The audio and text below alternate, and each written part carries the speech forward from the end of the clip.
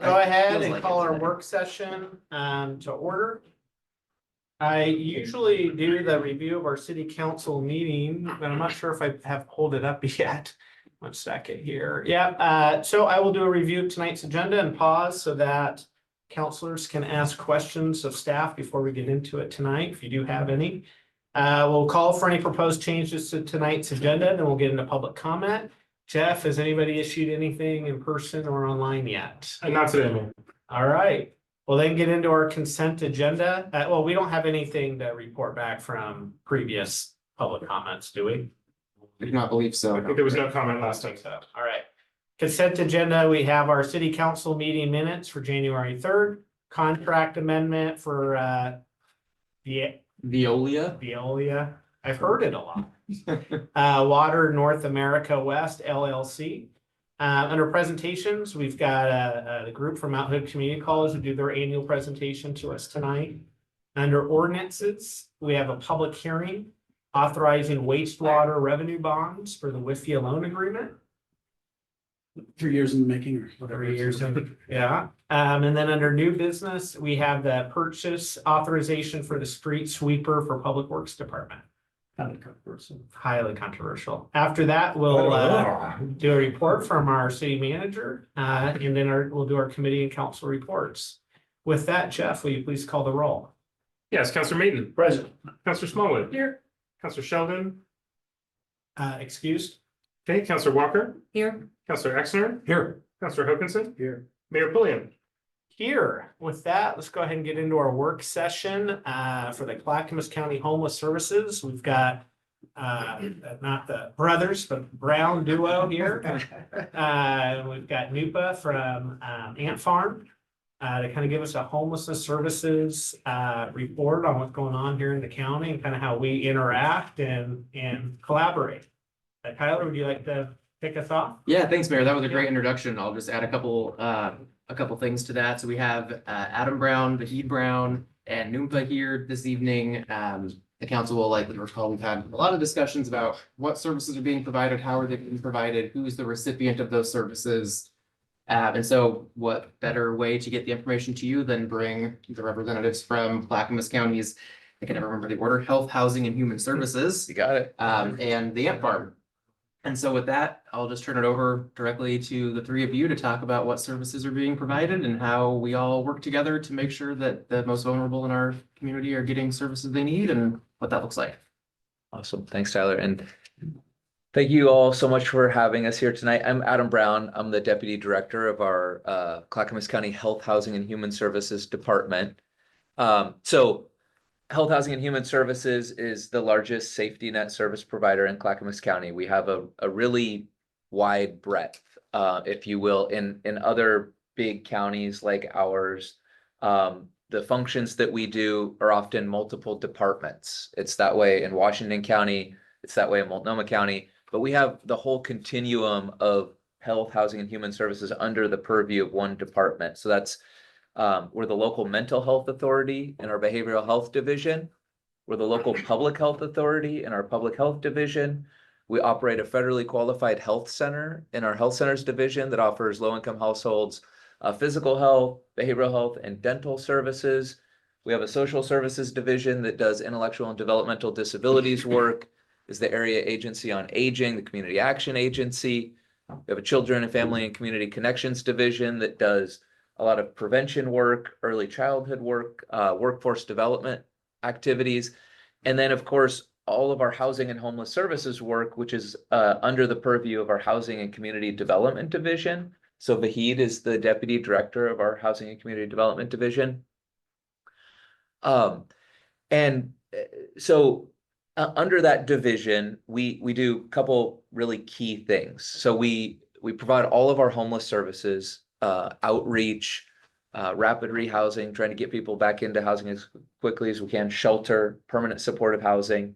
But we're also the Housing Authority of Clackamas County, which administers all the federal HUD housing voucher programs and owns public housing as well, does affordable housing development. So there's some really good things about having all of these human services under one division. We're big enough as a county and as a department to where we have substantial resources, but we're also small enough and intimate enough to where we can reach into all those lines of business and kind of bring the collective weight and breadth of all those services to bear on key issues, including homelessness. So we spend a lot of time working across our divisions with our behavioral health partners, our health system partners, trying to figure out how do we work more effectively together to serve our community. So we appreciate the opportunity to be here tonight. As far as I'm concerned, this is, we're available to address whatever specific concerns or interests you might have. Tyler, we met with him a couple of times before this meeting, talked about some of the key questions that you might have, but we're going to give an overview of our homeless services programs, including some of the way in which those programs have evolved over the last 3 to 4 years as we've had more resources coming available to address homelessness. Noompa is going to talk a little bit about what he sees here in the city of Sandy, given that he is our primary service provider on the ground. But ultimately, I really just appreciate the opportunity to be here. We've tried to make, as Vahid and I have led our programs, we've tried to make ourselves available to our cities, our local elected leaders as much as we can. We've been to many of the other cities in Clackamas County for presentations just like this, so I feel like this is a little bit long overdue. But we're eager to have this conversation now, and we've tried to frame our engagement with our cities as we think our cities know best about what they need. And I know there's been tension with the county historically where cities haven't felt necessarily like they had the input that they needed into county programs. County just structured its programs kind of independent of local input, but that's not the way we're doing it now. And so that's one of the reasons why we're excited to be here. And you may be familiar with a campaign we had over the winter where we put out a funding opportunity for city-led initiatives. That was in part like trying to get everybody to the table, bringing forward ideas about how we address needs at the local level. You all submitted a proposal. We funded that proposal for a behavioral health resource officer in your police department. So we're working with Tyler to get that project up and running. But otherwise, we're going to give a program overview on our homeless services programs. We want to leave plenty of time for dialogue and questions, and then we'll take it from there. Does that sound okay? Yeah. I do have a suggestion or a question. You Yeah. can answer it in any what format you want to, but I'd like to hear what you provide out of Sandy. Mm-hmm. We have that long list you had there. Yeah. I'm not aware of very much of that is happening in Sandy. Maybe there is a lot, but if you could answer that question in your presentation. I know that Nupa and his crowd do a lot here, but Yeah, I'm looking for what the county does for Sandy. For and sure. East County. yeah, for sure. And we're working pretty intensely on bringing more services to our cities outside of the urban core. We do operate a health center here. The Sandy Health Clinic is the health clinic. Overwhelmed. What's that? It's overwhelmed. Yeah, and that's operated by our health centers division. But yeah, we can talk more about that, and that's a good segue to Fahid talking about our programs. True. Okay. Yeah, and I'll kind of start broad overview and kind of end up at Sandy and Okay. and then I'll turn it over to Nopa to kind of get deeper into Sandy, kind of the Sandy environment and services here. So I'm Vahid Brown. I'm the Deputy Director of Housing and Community Development. The programs I oversee really constitute our homelessness response system.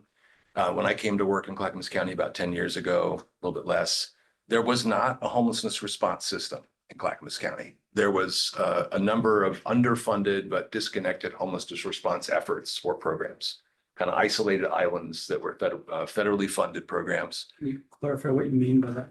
Yeah, a system of care to respond to homelessness would be able to kind of get a sense of what is the overall need, have good data on that, be able to track it, have a way of connecting people to the type, level, and duration of resources that would best fit their need, and have the resources to fund the programs for each of those types, levels, and duration of programming to move people from the extreme case, someone who's living in the woods for 10 years and needs a lot of kind of program steps, shelter, some vocational rehabilitation, some case management, some housing placement, So rent That assistance. helps, thank you. I was just So we didn't wanted to have- say patron. Yeah, we didn't have that continuum of programming. And that has changed in the last 4 years. In 2019, we had a point in time count that counted around 1,200 people, a little bit less than 1,200 people experiencing homelessness in Clackamas County.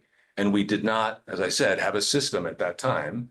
What we had was a pretty good wait list system. We had a very good coordinated access program where we were available. We would take the calls of people seeking help. We would create wait lists for those people.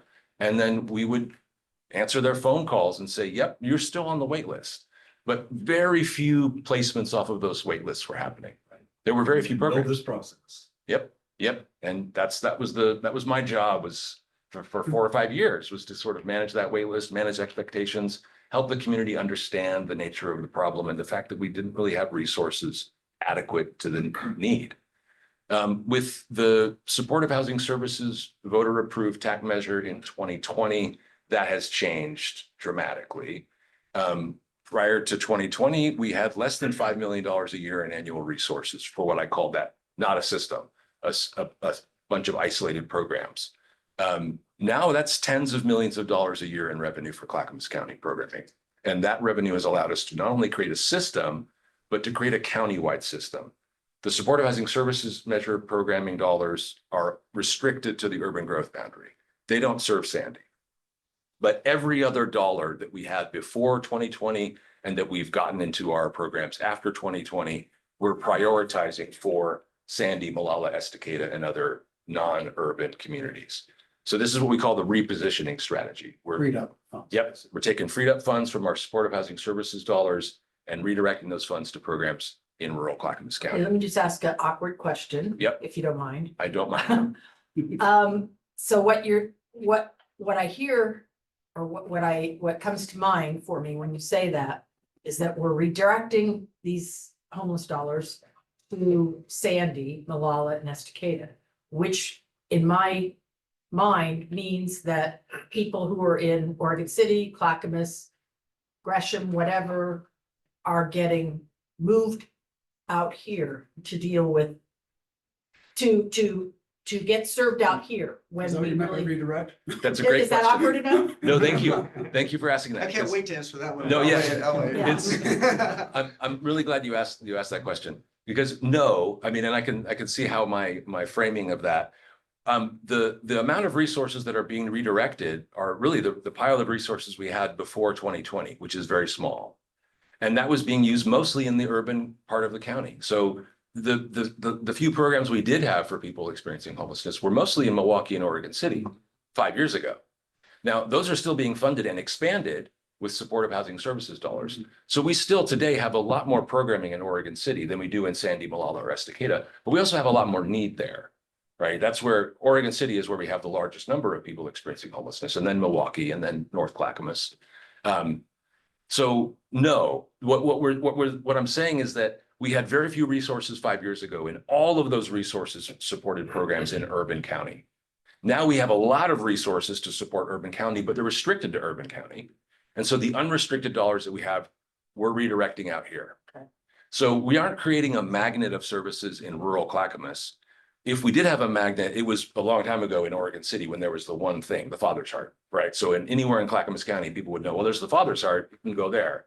But now there's multiple points of access and programs. They're all over the county. We're trying to create a geographically distributed system of care so that we don't have magnets. We're not pushing the balloon around, right?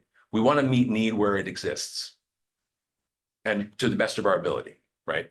So a number of things we're doing to sort of accomplish that repositioning, the moving of our non-restricted dollars to serve folks who are in need in rural county, including Sandy.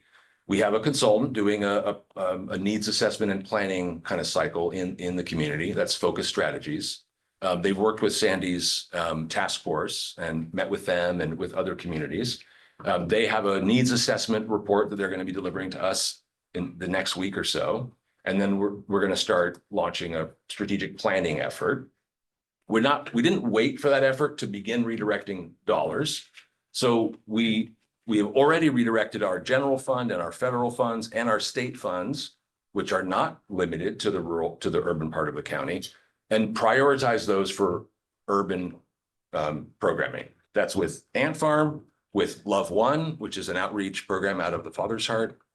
And we've asked all of our providers receiving state and federal funding to prioritize households in the rural part of the county for those programs funded by those dollars. Because there's so much supportive housing services money meeting the need in the urban part of the county. We're really asking all other sources to prioritize rural need. So that's what's allowed us to partner with Ant Farm and expand Ant Farm's capacity since 2020 to provide housing services in Sandy and in neighboring communities. Love One is doing outreach in the community. And in the last year, the state declared a state of emergency and the legislature made dollars available for what was called the emergency order programming. Rapid rehousing and outreach dollars were awarded to Clackamas County. We prioritized all of that outreach and rapid rehousing programming on rural need. So we do have a lot of resources for outreach and rapid rehousing with supportive housing services, but it can't serve anyone in Sandy. So when the state said, here's several $1 million of additional funding to do that kind of programming, we said, NUMPA, help us out. We want to deliver those programs. Sure. And he said, yes. And part of that was, it was fortuitous. We could talk more about this over our hour here, but the Vahid spoke to that $5+ million that we had before the SHS measure that we redirected. That was not enough to meet rural community need, period. We knew we wanted to reposition that and go as far as we could in our rural communities, but we knew that there would still be a gap with the need. So as soon as that emergency order funding came in, we said, okay, well, here's another $5 million that we can go that much farther. So one of the things that we were able to fund with that is rent assistance. So now we have a system where if someone from Sandy calls our coordinated housing access line looking for rent assistance, we have a pot of resources that are dedicated to meeting rural rent assistance need. We never had that before. Or the outreach program in the NUMPA bill. We're trying to get someone back into housing who's lost it and then sustain them in that housing.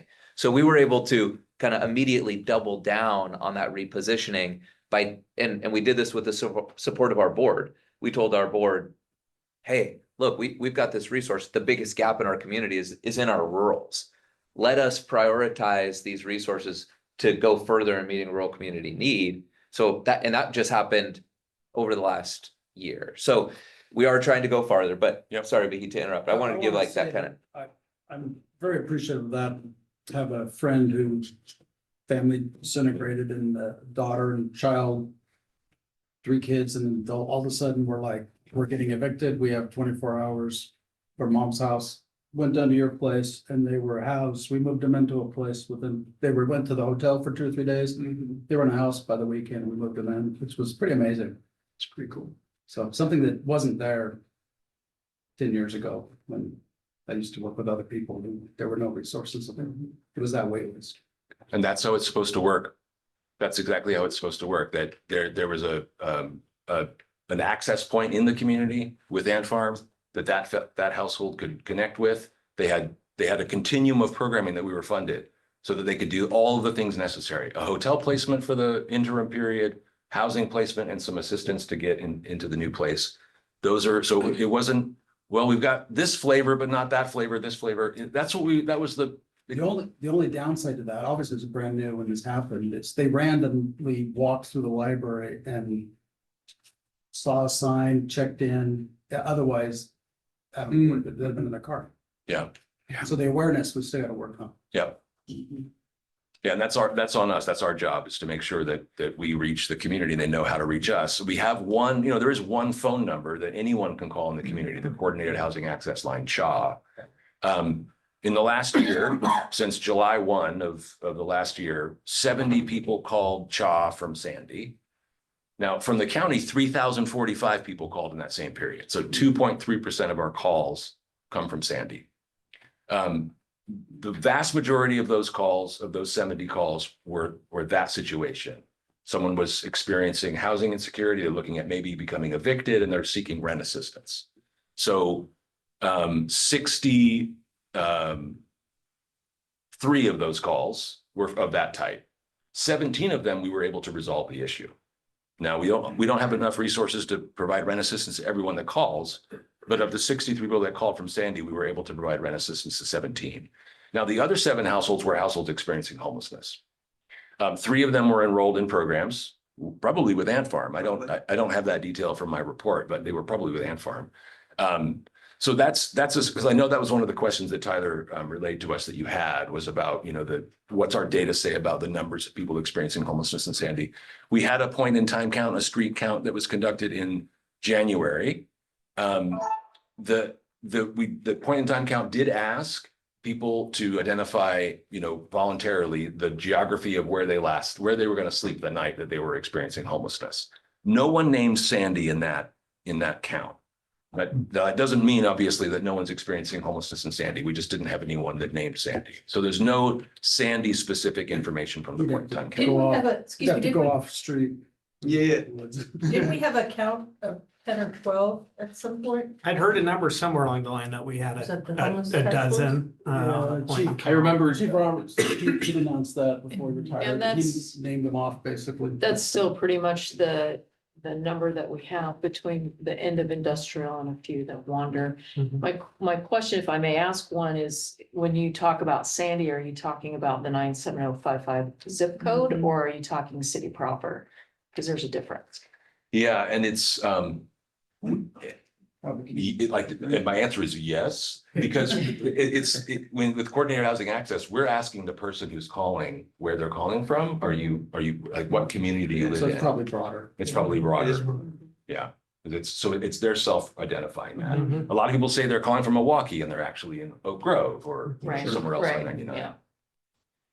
and I think that 12 number came from a point in time count, maybe like 2 years ago. Yeah. It was, if you've done one more recently, obviously those numbers Yeah. are gonna change, but that's the number that sticks out in my mind was 12, but I think that was before Chief Roberts retired, which has been almost a year now, and it was older data at that point in time when he had mentioned that. Maybe it's a misperception, but my perception is that the easiest people to help are the ones that are losing a house, not the ones that have been living in the woods for years.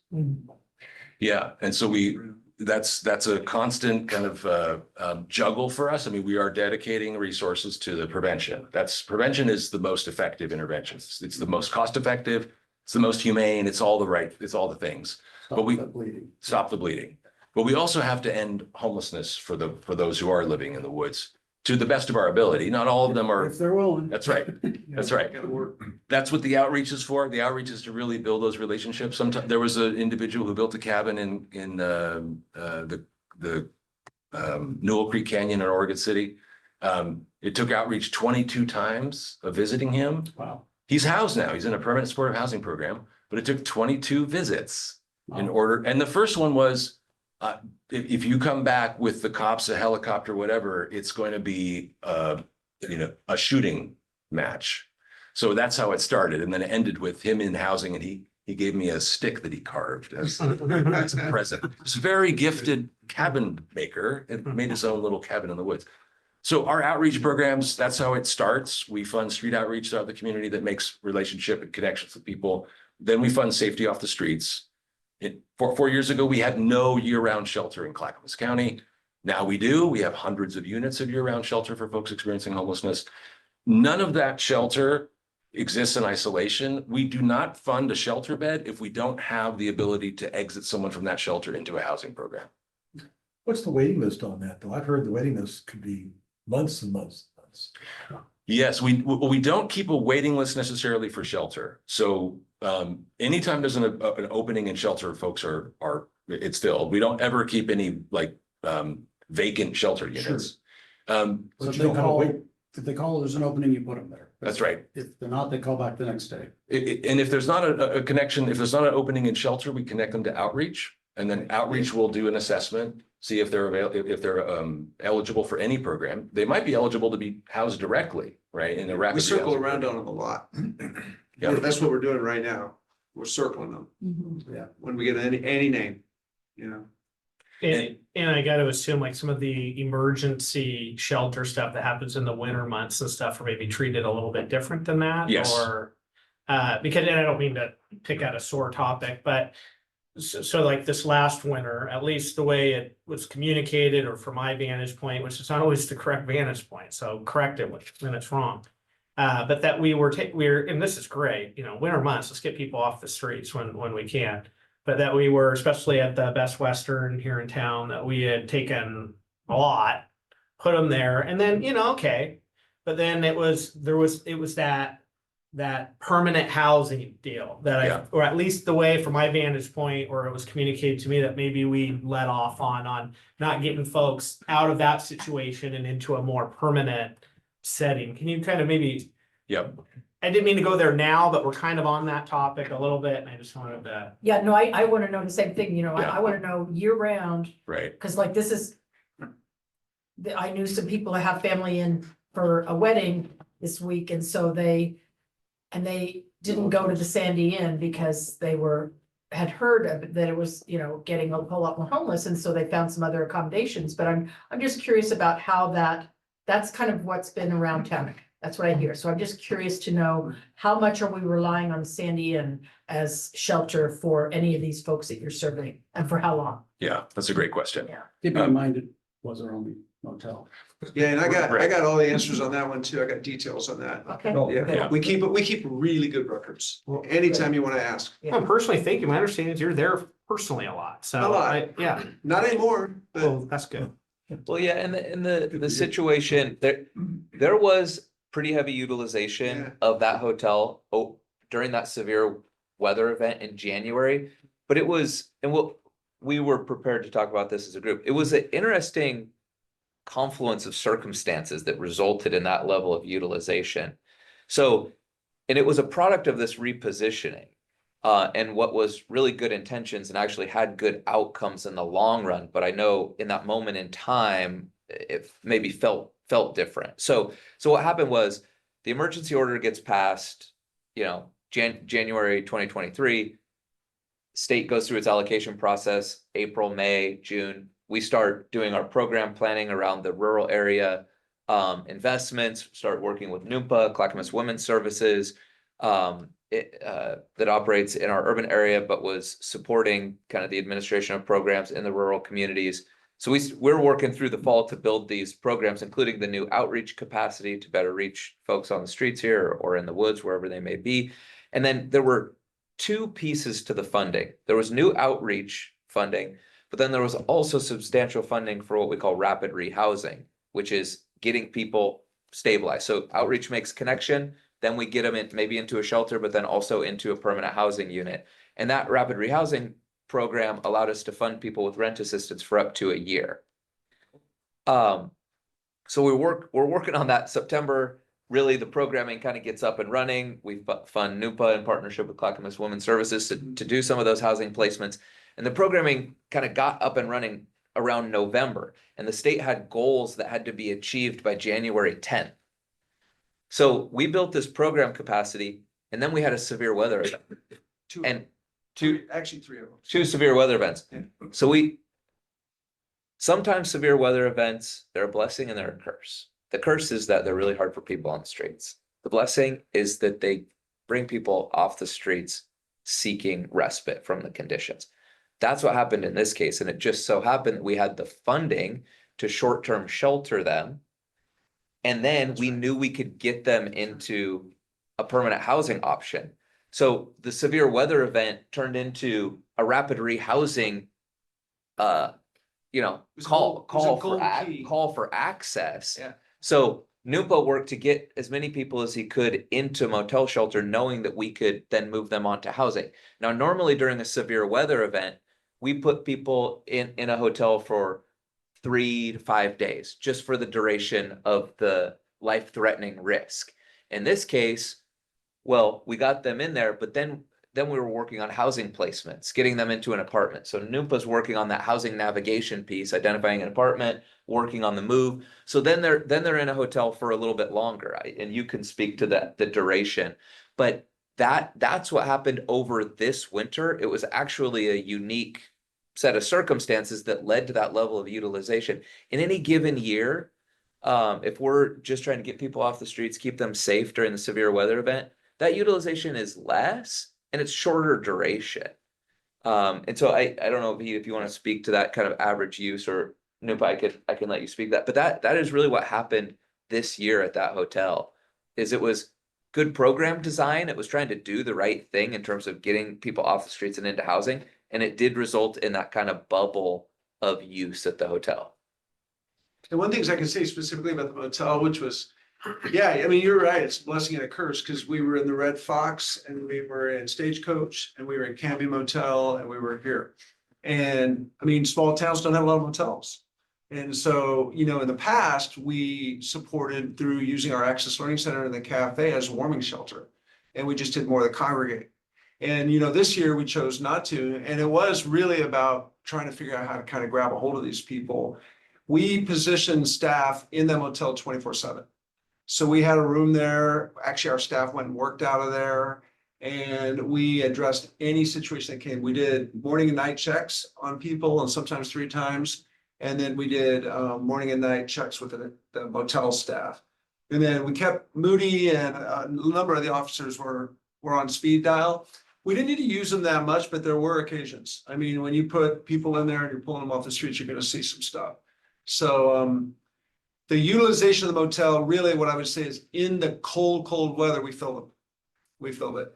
But when you got outside of that cold weather, we did our best to start moving them on. We actually haven't been using the motel probably since, let's see, March 8th was the last of our really cold stretch. March 9th, we might have had them there, but then we started moving people out. Because there was also the other flip, there's a paradox in it too, and it's, I think, what people feel and see. Now are they like getting comfortable and they're sitting back and they're watching their TV and they're not gonna move. So we didn't allow that. Because it's like, no, man, this isn't a, well, I start to say it's not a hotel, but I guess it was. You know, but it was the idea of like, no, we're getting you in here, but it gave us a captive audience. I mean, I don't know if I should say it that way, but now we can meet with them and figure out who they are. It's just kidnapping, it's fine. Yeah, I don't know if that's Well, right. I'm sure there's a lot of questions and responses from council. I guess the one thing I just want to lead off with though is, I worry there was a bit of a communication breakdown with that. And I understand, you know, winter comes and we're, you know, Stan, maybe we call you after we get people off the street, right? Like I understand that. But small town, you got one hotel in the area, and what you're looking at here are 7 voices in the community. And some very loud ones on our social media. Yeah, well, Yeah, well, I know that one. Yes, I Well, you're understand that. talking loud voices on social media, but I'm even talking about the champions that have the ability to go on and address some of those This is concerns. a really good message that we could have been on top of. That's exactly where I'm going, Right. right? Is Understood. we only know what we know, and we don't know what we don't know. And so some of these things going on, why we did this, and being able to explain, hey, we've got a captive audience. All these things unfortunately, were not at our disposal to be able to really communicate to the community what was going on. And we couldn't because we didn't understand. Yeah, that makes, What was going that actually makes a lot of sense to me because we were the people doing it and we were in the same place. Sure. To be honest with you, because we were moving really fast, especially with the cold weather and all the different things that was going on. The other thing is I remember we had that last meeting here, it was one of these sessions or whatever. And I remember we talked about it. And at that point, the feel from council was that, yeah, we're doing pretty good with motel stuff. There was not, but we hadn't hit a couple, like the January event and then the March event. Those were a week plus Right. long. I mean, it was 20 degrees for a long time in this place. So you're right. I think that it would have been great to figure out those communication touch points. Because we were doing Zoom calls with Vahid, Loved One, all this stuff almost every day. Well, I'd Just to love make to- sure we kept things And going. it doesn't even have to be city staff. Yeah, law absolutely. enforcement, Yeah, department, Tyler, you know, yeah. all that kind of stuff. And I'll just go a little further with that because, you know, I am always, you know, shouting at the rafters at how awesome Ant Farm is. Mhm. You know, and I tell them all the things you do and everybody's just so impressed and stuff.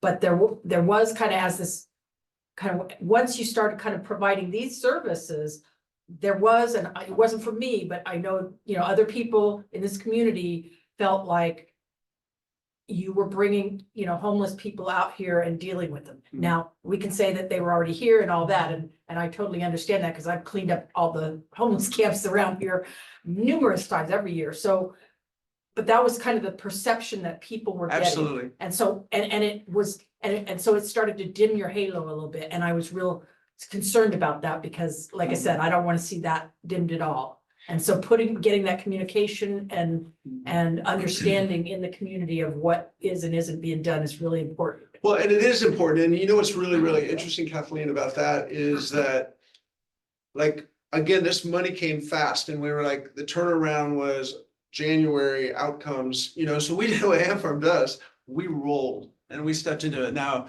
we really kind of went out.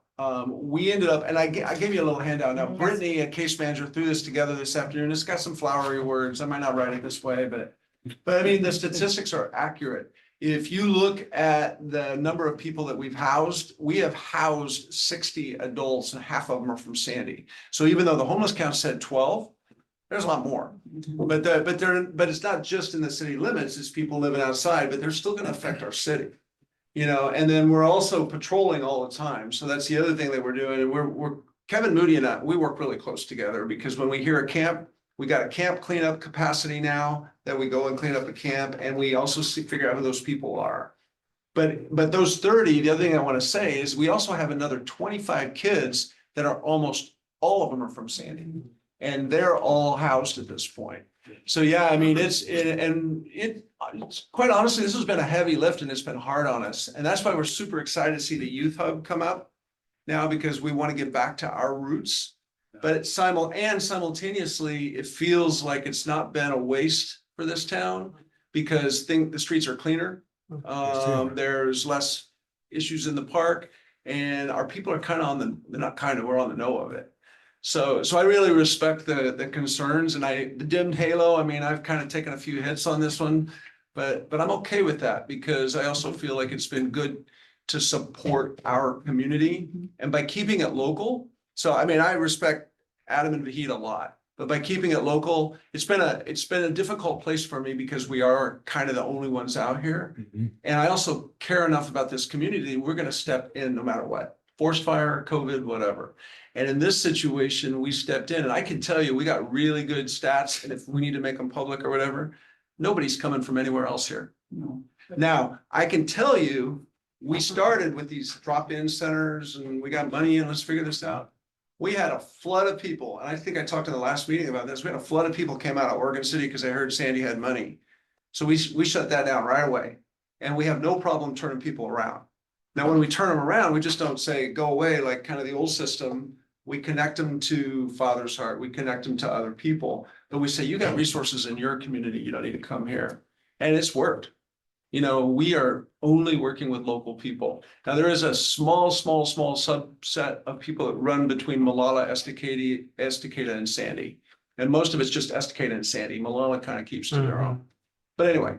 But you don't think people are coming out from Gresham and stuff? Because I see them getting off the bus, and I see them around town, and they're not from Sandy, and I'm just kind of surprised to see. What I will tell you is they're not coming out here to get services, because we've shut it down. Now, they may be coming out here, but I don't know to what degree, and I don't know how they're staying, because there's not a lot here for them. And I can address that. Yeah, They're that'd be not- good to know. They're not staying. No. We're getting them back on the bus and They're back, just bored. back to Coming Gresham. out. They Check think one there out. might be something out here for them. They realize quickly that there's not. There's so not. They Well, go. okay, I'm just gonna drop a little reality bomb, is that the camps that I just cleaned up in April, those people had been living there for at least 6 months.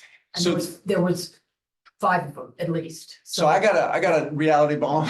Yeah. To So, call us. yeah, Because honestly, we've got funds to go clean up those camps, and we got people to go meet those people. And so, you guys probably are aware of this, like 2 months ago, and I thought I was gonna die. Somebody set up a frickin' tent in front of AmFarm Cafe. Did you see that on Facebook? Oh, believe me, as I mayor, thought- you should have seen the text messages. Oh, you should have seen my phone blow up too, and I was like, I called my team and I was like, you get out there right away, let's take care of this, and it was done in an hour. And I don't know, I ended up knowing what happened to the guy, but it was like, for us, we're super committed to not letting that happen. right, but here's I managed the dispersed recreation in the Mount Hood National Forest for 25 years. Yes, I understand that. So the need that we have, and the question I've been asking is who is going around patrolling all these areas that we know to be common camp areas? Because they're Sandy River Park, there's Mining Park, There's the stuff out by industrial behind Champion Way Park. There's the stuff behind the new park, the skate park down over the side there. Those are all camps that I've cleaned up coolers full of pee and poop and stuff like that every year. And so that's where I'm so frustrated when I get there and see that these people have been staying here for months, because you don't get a cooler full of pee and poop in a few days. So that's where I want us all to solve this problem. 100%. Somebody, whoever it is, going out there and patrolling this every, couple times a week at least to find them, and then call you, and then, and have, here's the steps. Okay, somebody patrols, they find something, and then what do? They do this, 1, 2, and 3. Well, I'll That's take what it a step further, and we haven't fully pulled this off because we've been running really fast. And again, trying to sort out our role in it, but we started a map of figuring out where these places are. So you are a person that the team needs to come sit down with, because obviously Yeah. And so a lot of times these campsites and these places are hidden out, and they're like tucked away. And so you don't know until you know. So, I mean, I think that's an excellent idea of like figuring out a way how we network and connect. And I'm that. going to Don, but you have the resources and the people to go out and send people up to. clean up these Absolutely. camps. But also, we're hiring somebody, right? Yeah, I didn't want to interrupt, but we have funding from Clackamas County for the, I think we're calling it community services officer from a technical standpoint, but it will have some behavioral health components, some homelessness response components. That person can be one of the, frontline workers of helping identify those camps and making contact, and then communicating with Ant Farm. Hey, we've got this location. We already have a contract with Ant Farm for camp cleanup. You have funding for camp cleanup as well. So I think, We got. we're moving in the right direction to be able to That's proactively get things cleaned up before they get reported or before they get to the condition in which you've seen them oftentimes, Counselor Walker. Well, So and then the other thing I think I want to add to that, Tyler, is that, so Love One is a fabulous organization. I don't know how many people know Brandy and her team. And in our work with them, like, for me, I'm kind of, this is my town, and so I'm a little bit cautious about other people. And Ant Farm has stepped in, but it's time right now that we're gonna give them space in our office. They're gonna be here, and they're going to be in this outreach capacity, really knowing who these people are. I mean, we're doing it, but we're also doing shelters, we're also doing this, we're also doing that. And so right now, by having a partner, a trusted partner in our community that uses our space and works with us and works with the Sandy PD, it can't do anything but get better. All right, let's go Lori, Don, and then Carl. So just 2 quick questions. Unfortunately, I have to backtrack a little bit. Sure. One is, what are the disqualifiers for individuals with the long-term housing? And then 2, Washington County and the Dalles are incorporating like the tiny home villages and being very, very successful. Is Clackamas County looking at anything like that down the road? Yep. So on the disqualifiers, it depends. Sorry to give a technical No, answer, no, but you're fine. it does depend on the voucher program. So the funding program, HUD vouchers, most of those have pretty similar exclusion kind of clauses. Arson conviction, manufacture of methamphetamines, or a certain time frame and a certain class of sex crime or sex offender are all automatic, kind of for life. You're not eligible to receive a HUD voucher. The Supportive Housing Services funded Regional Long-Term Rent Assistance Program, which is not available to Sandy because it's limited to the metro district of the county, does not have specific exclusions, but it does call out, violent felony crimes to be taken into consideration. But that program does not have the kind of an enumerated list of what excludes you.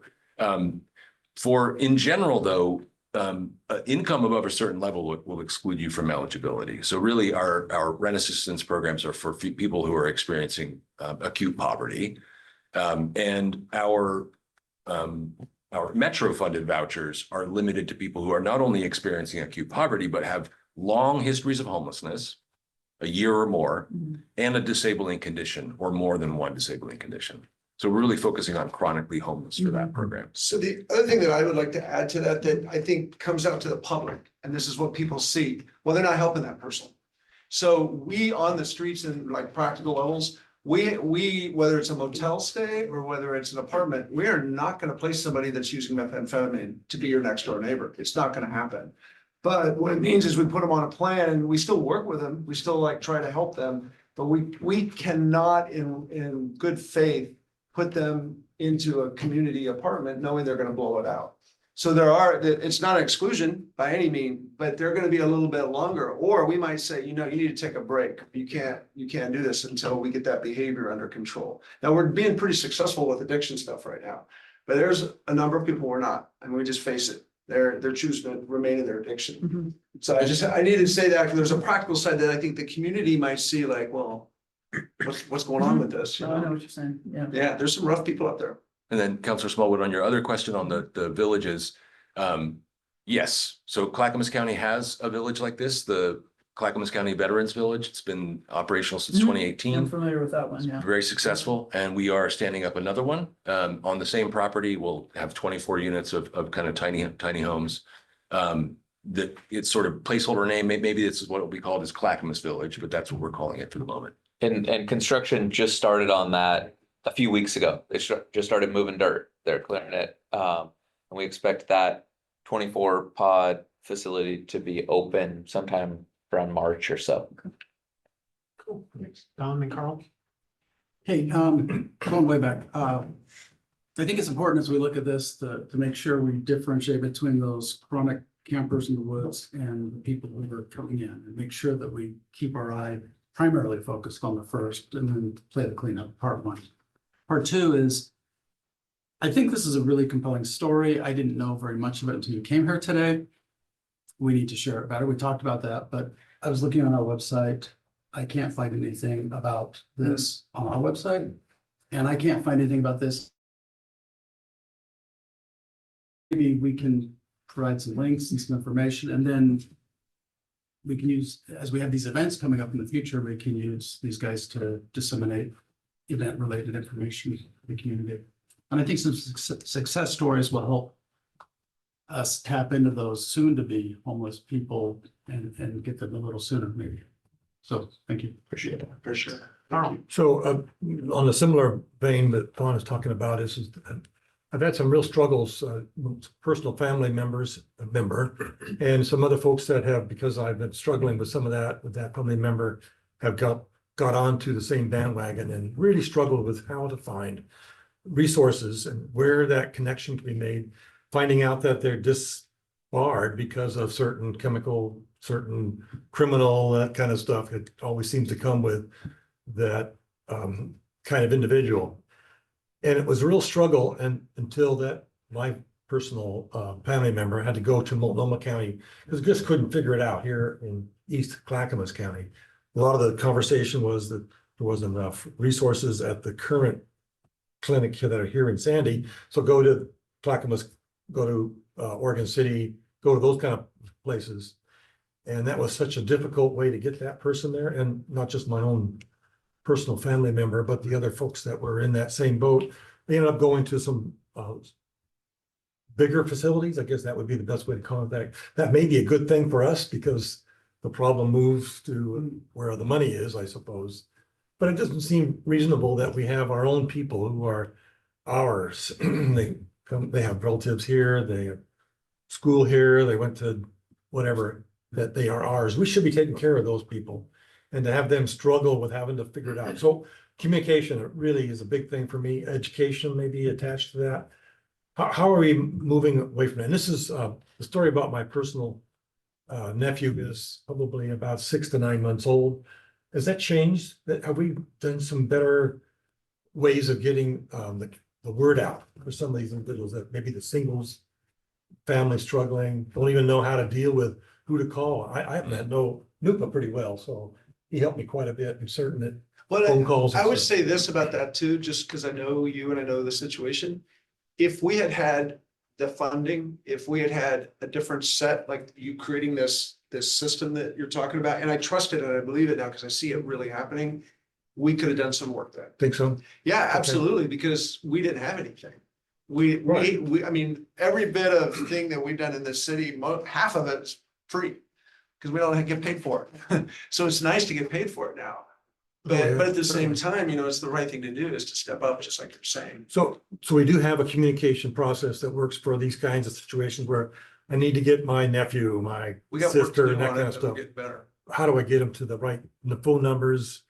And admittedly, some of these people don't even know how or have the stick to itiveness to go after those numbers. I think Don really nailed it there, though, is to look at the different websites of these different places and like highlight, because you're right.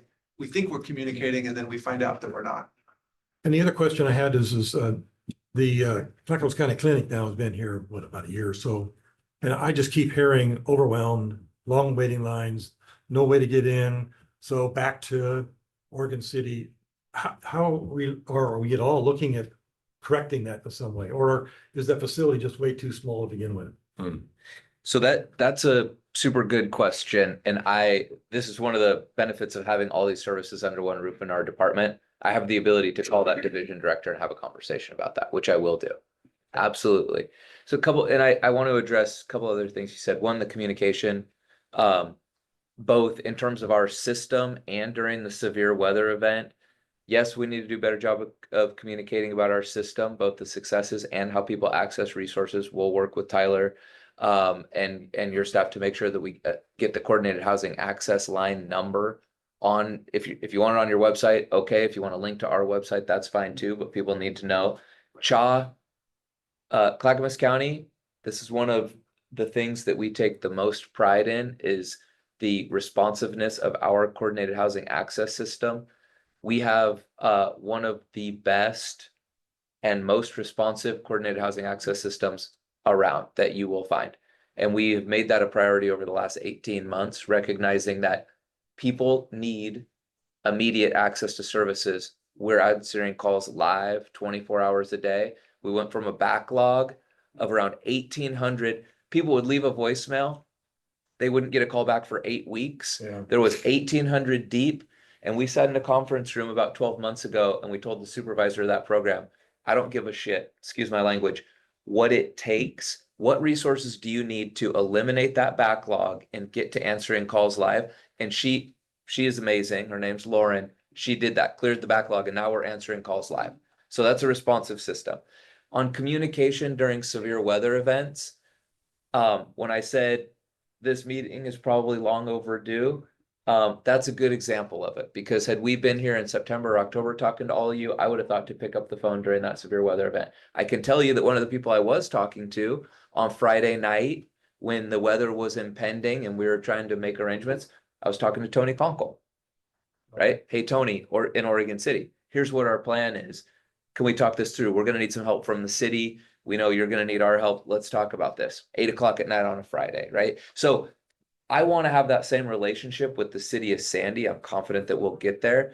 And that kind of gets me to this other point, which,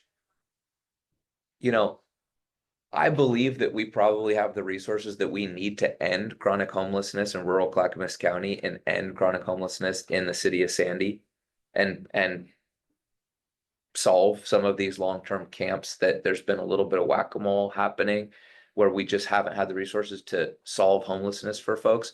I think we can do it, but to your point about the geographic distribution of services, the challenge in our communities in Clackamas County and in our region has been a concentration of limited resources that result in investments existing in a patchwork here and there, to where then that community is shouldering a disproportionate amount of the burden. And so what Vahid and I have tried to lead is this idea that if we build more modest investments in each community that is tailored to the unique needs of that community and is the right amount of investments to serve that more modest need that comes just from right there within that community, the people that live there have lived there for a long time, then not any one community has to shoulder the burden, or your family member doesn't have to go access services somewhere else. They have services right here. And that's hard because it requires a little bit of a leap of faith that means people aren't going to be jumping on a bus from Gresham to come to Sandy. We don't want that either.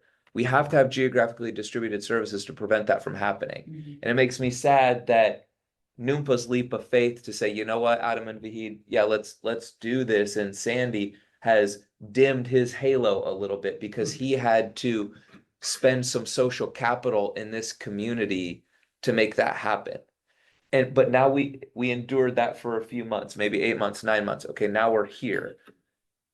We can do this together in a way that works for the city of Sandy. You have our commitment to do that. All right. With that, anything before we close out? Good evening. Yeah, Chris? I'm not gonna ask any more questions because they've asked everything. I just want to give a shout out with my own voice to say thank you for the work that you've Yeah, done. thank you. Yeah. From you, right. from helping Sandy, because I've been a resident here for a very long time and I see the streets getting better and better each year as we go. Absolutely. Thank you It's all. working. And we want you to have us back, and we want you to feel like you can pick up the phone and give us a call. So we'll stay in touch. We'll work And it on. goes both ways. I mean, Yeah. as we play with ordinances and other things, you know, because we're trying to be very proactive.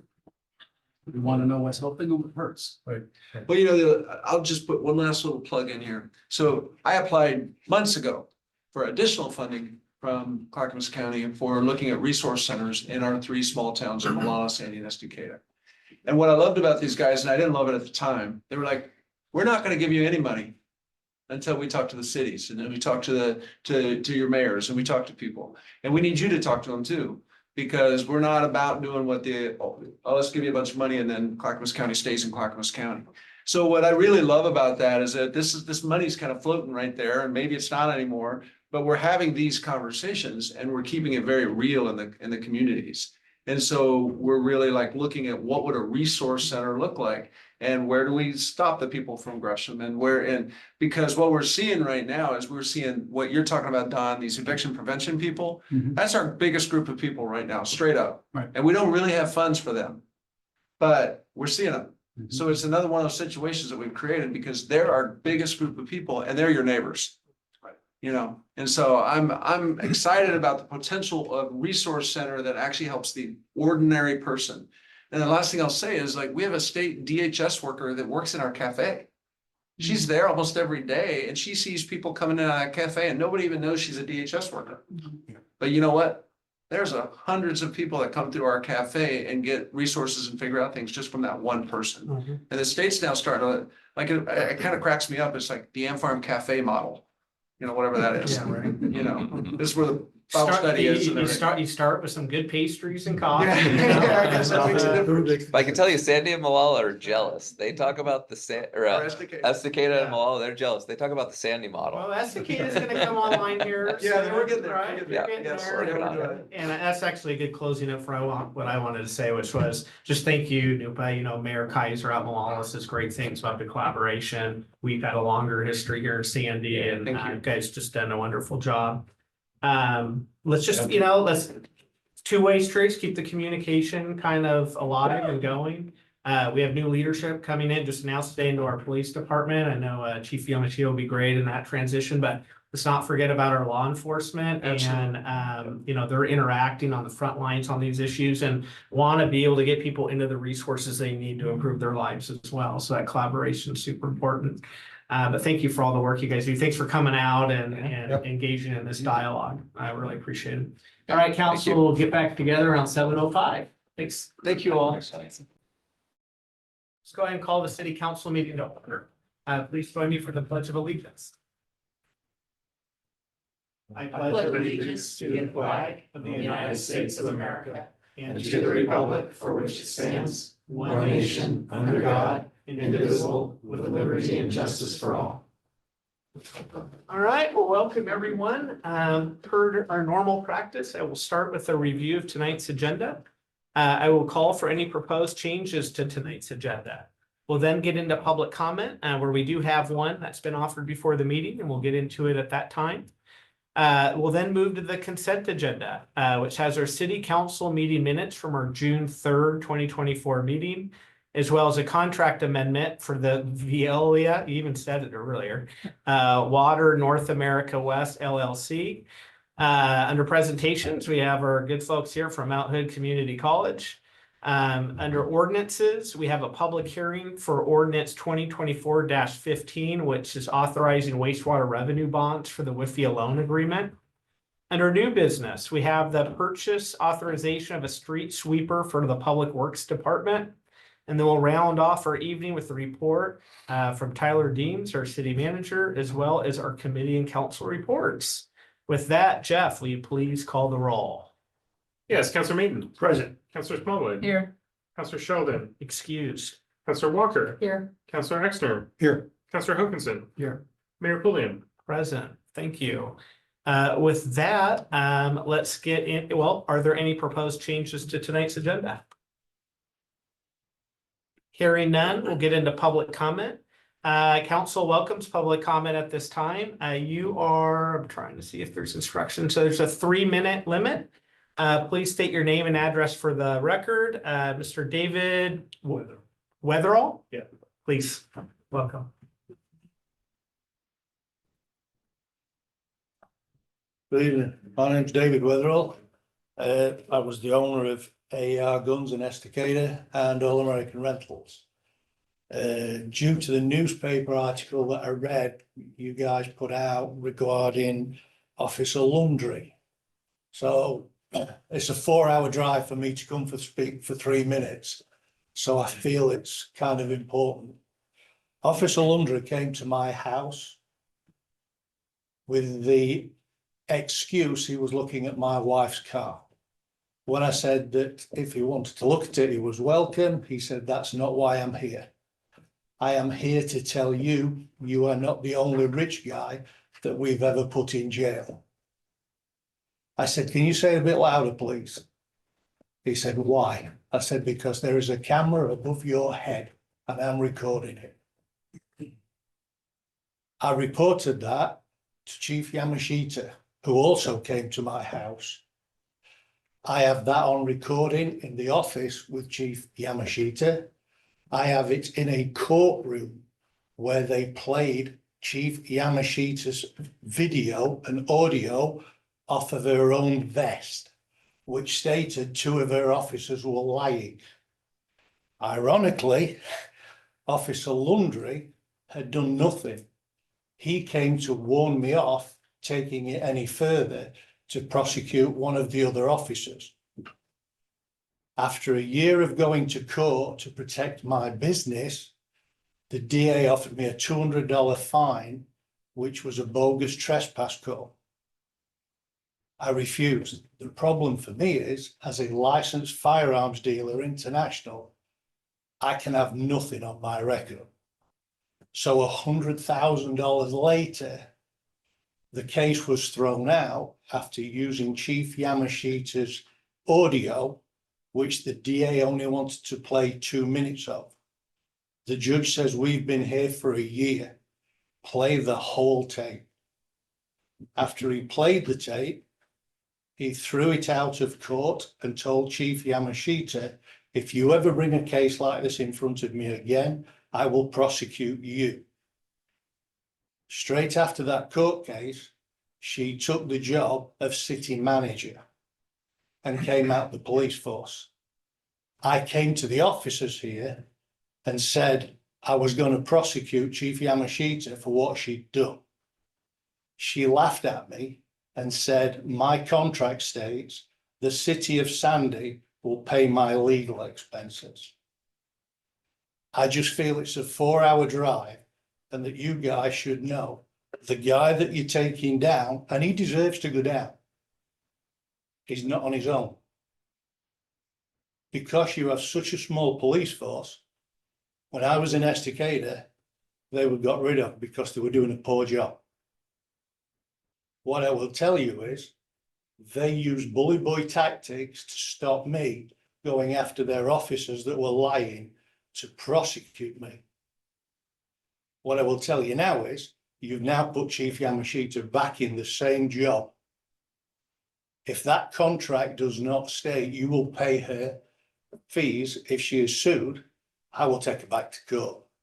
What I've just said is liable in any court of law unless you can prove it. And I have the tapes from her office, I have the transcript, and I have the information and the voicemails off her own jacket. If she wants to call me a liar, she's more than welcome to. And if she wants to sue me for liable, I've said it on video. I'm pretty sure that's my 3 minutes. Appreciate it. Thank you for the drive out here to testify. Appreciate it, sir. Thank you. Thank you. All right, let's continue on with our agenda to our consent agenda, which has our city council meeting minutes from our June 3rd meeting, as well as a contract amendment. How do I do this to myself? From VOE. Thank you. Water North America West LLC. Unless there's conversation, I'll entertain a motion to adopt. I make a motion that we approve the consent agenda. Is there a second? I'll second. Motion by Counselor Walker and a second by Counselor Hokinson to adopt the consent agenda. All those in favor signify by saying aye. Aye. Opposed, nays. Motion carries. Moving ahead to presentations. Please welcome our crew from Mount Hood Community College. And maybe what we can do is pull a chair, an extra chair up to our table. No, Yeah, got it. that would be the easiest way to do it. Grab one of those mics so that the system can pick That up a one little did bit. pick up just Oh, fine. okay. when we were sitting. And we'll talk loud. Well, good evening, Welcome. Mayor and council members. Thank you so much for having us back. We appreciate the opportunity to share another update with you and some things that are going on at the college. Just a reminder, I am Lisa Scari, president of Mount Hood Community College, and I'm joined by 2 of my board members this evening. I'm Diane Noriega, a proud resident of Sandy, Yes. and I've been on the Mount Hood Community College Board. I'm in the midst of my 3rd term. I've made my home in Sandy since 2005, so I'm almost at 20 years here. And I'm very happy to be, I'm an at-large board member, so I represent the whole district, but I live here. Good evening, I'm Marie Tooney. I've been a resident of Boring for 40 years. And my children grew up in the Oregon Trail School District, so I've been around for a long time. This is my 3rd year, not 3rd term, on the Mount Hood Community College Board. And thank you for having us tonight. So we really appreciate you all letting us come in tonight and to meet with you and share our plan to what we call prepare, invest, and connect. The college is considering placing a bond in November on the November ballot this year, and we're in the process of sharing our proposal around the community, both internally and externally, and getting feedback to see if these projects serve our community's needs. But before we get to that, I'll turn it over to Lisa to share a little bit about our college. Thank you. So we were founded almost 60 years ago and have been serving our district, which is about 950 square miles. Folks don't really realize sometimes how large that is. To give you an idea, we run from 82nd Street in Portland up along the Columbia River, Cascade Locks, Government Camp, and then down through Clackamas County and capture Sandy, Boring, parts of Damascus, kind of a little sliver of Happy Valley. We have over 1,000 employees who work at 3 campuses, primarily in the Gresham area. And we have in our district 250,000 registered voters. Our programs, we do the full scale from, we start at Head Start. We've got 21 sites in East Multnomah County and serve anywhere between 700 and 900 kids between actually birth and 5 years old. We have an early Head Start program. We do dual credit in high schools, which we work closely with the Oregon Trail School District. And then for our adults, we offer degrees, certificates, which 1 year, 2 year, we do a full range of adult basic education, GED, community education. I think you've heard this fall, we're starting our first bachelor's program in cybersecurity, which we're excited about. Second in the state to do so. And then also we serve 6,000 apprentices in 20 different trade programs. Few accomplishments. We're really proud of the fact that we were ranked 4th in the nation for the highest quality education at the most affordable cost. That credit goes to the board, who every year when I bring them a budget, they say, can you get the tuition a little bit cheaper? But that's actually landed us this recognition, which we're proud of. I do need to give Clackamas County or Community College a little credit because they are also in the top 10, but they're number 7.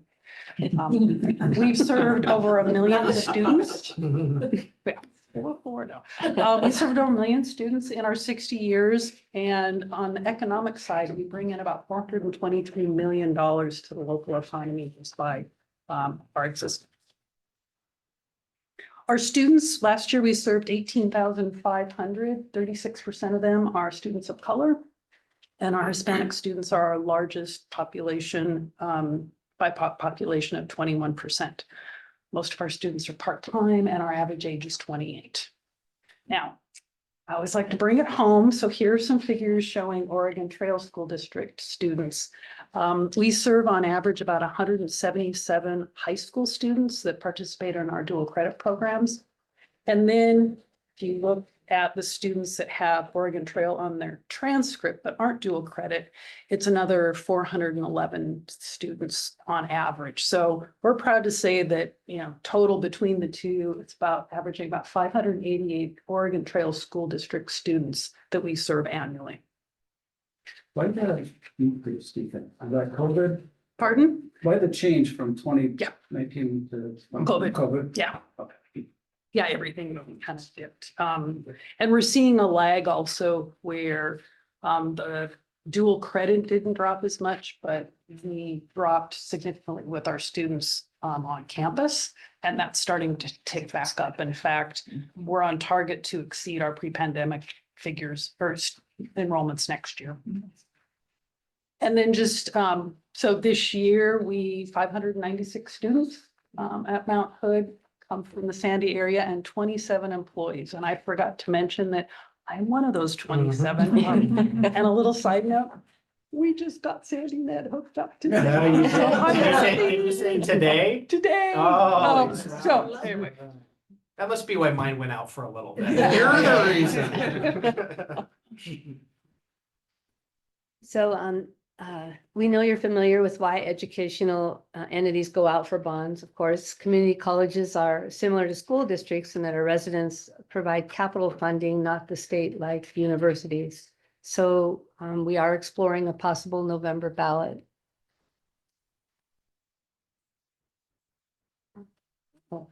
This is important to us as we've not passed a bond in 50 years. Our current campus was built for 12.5 million. Our college facility staff have done an excellent job using resources wisely and preserving our taxpayers' investment. You can see the bond history there. In 1965, they passed a $6.5 million. In 1974, $6 million, and so we're looking at 2024. So Is it's that been really the last significant investment? Yes. Yeah. Oh, that almost makes our high school looks pretty good, but. Looks really good. yeah. Oh, wow. So to inform our bond, we did a lot of research and collection of data. So based on our strategic plan and our enrollment plan, the college developed a 5-year comprehensive facility plan. The projects and needs identified in those plans actually totaled more than $200 million. So you'll be happy with another 69. Yeah. So we then formed a bond development work group of community members, employees, students, and board members. Over a series of meetings, they worked to refine and prioritize the list of projects. We took that list and we did some polling to see how the projects resonated with the community.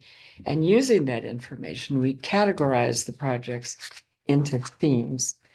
Here's the list of our bond development work group, and you can see that we had a fairly broad cross-section of the communities that we serve.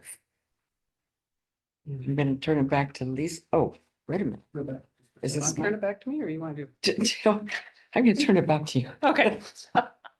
So with all of the projects, what the work group advised were kind of 3 buckets. And the first one is under the idea of, excuse me, I'm ahead, I'm behind. 3 buckets: preparing, invest, and connecting. And the bond will help and impact our community in 3 different areas. It'll prepare our students for success through safe and modernized classrooms to meet the educational needs of today. If you remember what well, some of you won't, but if you remember what classrooms were like in the 70s, not really built for today's learning. Invest, this will be facility improvements that repair and maintain our current assets. And then the last is connecting with our community. And to do this, the bond development group suggested a $131 million bond. Getting a little more into detail under the preparing our students for success, we're going to create or establish a multidisciplinary healthcare center. And for those of you who may not know, we have respiratory care, medical assisting, CNA, surgical tech, registered nursing. Yeah, physical therapy. Anyway, so this would be a lab where the students would all work together and it'll replicate much like they would experience when they go out and work. We'll modernize our science labs. This is both for safety, but also so that we can utilize the technology that's happening in science these days. And then securing the safety of our students and staff. The thing that keeps me up at night is our doors, you literally have to go with an Allen wrench and turn it to lock it down. And we have a lot of doors. And so one of our priorities is being able to have a instantaneous lockdown if needed. Also seismic retrofitting and fire safety. Investing, this is basically asset preservation. Like we said, it's been 50 years and they've done a pretty good job, but if you have a home and hadn't done anything for 50 years, there's probably some things that need some help. So it'll also be renovating some of the learning spaces, and we were just notified that we are on the list for an $8 million match. So we're pushing to get that approved in the next legislative session, but that would help secure some additional dollars. And then the last one is connecting. And our athletic facilities, especially our pool, have a broad base of use, not only in Multnomah County, but also out here in Clackamas County. And one of the things we'll be working on is to do a cover on that outdoor pool so it can be used year round for competition and actually practicing. We also want to do some improvements to our softball fields. We have some Title IX, which is gender equity issues. And so we're wanting to bring those facilities and fields up to par with our baseball team. And then one last thing I wanted to say about the pool is there is a significant economic impact with all the meats and things we bring in. The chamber was estimating that it's about $2 million a year of additional money that's brought into the East County area with people that are eating and shopping and staying. Spent half that vending machine at your pool during my kids' swim lessons, trying to keep the other ones fed while they were waiting for brother and sister. So. Mhm.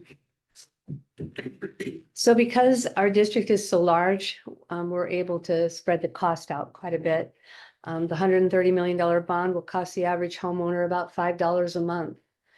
We believe this small investment in the future of MHCC will provide significant dividends to residents of our district.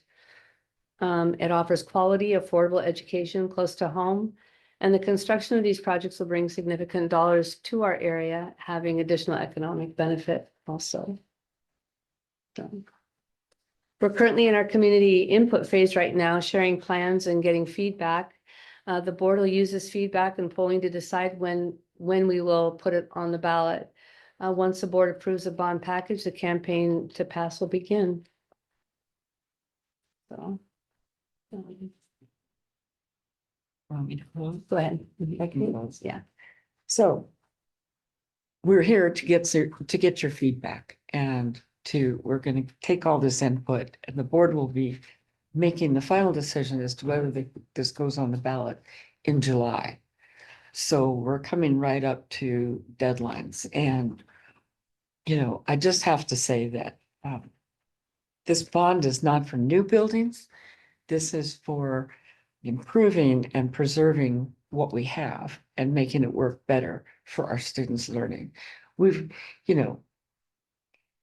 mentioned, classrooms in the 1970s, the technology is not there. I mean, the safety's not there.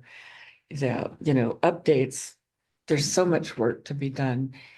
And, it's just worth it. I mean, $5 a month, that's a lot to $60 a year. We're spreading the pain a lot. So please send your comments to an email address that's listed here, or we're happy to take your comments and questions now. And once again, we thank you for this opportunity. Well, thank you, and it's great having three people from Sandy. It was a strong representation on the Mount Hood board. I've said this several times, I think that community college is just an absolute treasure for our East County community. You're talking to someone that went there when I was at Sandy High School for a while, went there for a year after Sandy High School. Yeah. Always thought that my long. educational experience at Mount Hood was far superior to what I had at a four-year university, just because of the intimacy of the class sizes and the diversity of the student body and everything else. So we need to invest in this, and just a huge fan of what you guys are doing. All the talk is about lifelong learning and trades, and Eastside Community is a trade community. And so we absolutely need a strong Mount Hood Community College. Thanks for your leadership in that. Yes. Very much so. Other questions, comments? What was the original, your first slide, didn't it have a different dollar amount? You added all the projects up, 211 or something? 201 was the total from our facilities plan. So what So did you there's cut out? What could it have been for $9 a month instead of Yeah. $5? So two of the projects that got pulled off, one was a library renovation. And some of the feedback we heard from the bond development work group is there's a brand new library going on in Gresham, and there'd been some other improvements It's a hard that's sell. probably, yeah. Mhm. And then one of the other things was paying off debt. Not debt recovery, but we did have at one point, we had It's also a hard sell. something where we needed to actually take out a loan to make some of those improvements because you needed to do something in 50 years. Right. And so that was also, we tested it, but that was pulled out. And then the master plan was intentional that it's all about scaling. And so part of the money is, we can't do all the classrooms, but how many can we get? And so this additional 8 million from the state allows us to do some more. Mhm. So. And the library improvements are still in there, but it's not a full renovation. But creating spaces where students can meet together and study together and upgrading the technology and that kind of thing, so. Chris? I was just gonna say thank you for your program. I have 4 daughters, 2 of which graduated from the Sandy High School. But one of them graduated with the dual enrollment program in 2020, so she was part of your staff. All right. She went on to graduate college 2 years early, saving her dad tens of thousands of dollars. Yeah. Very So I'm nice. all for the bond to help. Same here. My question is more about the proposal, and maybe my math in my head is wrong, but at 25 cents per thousand assessed value, at $5 a month, $60 a year, the average assessed value then you're suggesting is about 240,000? Yeah. Is that a current number? Yeah. Yeah, Um, I think it's. That's what the- what the county has as assessed That's value. about It's not the average of It's sales. not- Yeah, I know it's not retail, I was thinking the assessed value was Yep. more in the 300 to 350. No, I think But this is also a larger area. Right. It takes in a lot of the apartments and, Mhm. Gresham. that area. That's great. It's a great one. And I've Yeah. taken many classes at Mount Hood over the years, the last 35 years, both online and in person, for various Fantastic. things that I needed to do in my life. And yeah, I agree with the mayor. You guys have a excellent facility, some fantastic instructors and just a great program. So. Agreed. The last board that we addressed it, almost everyone there in Happy Valley, all attended Mount Hood, and the one fellow, he teaches a class there, and he announced how it hasn't changed a bit. I mean, Part of the problem, right? Nothing has, he said, nothing has changed. I'm there every month.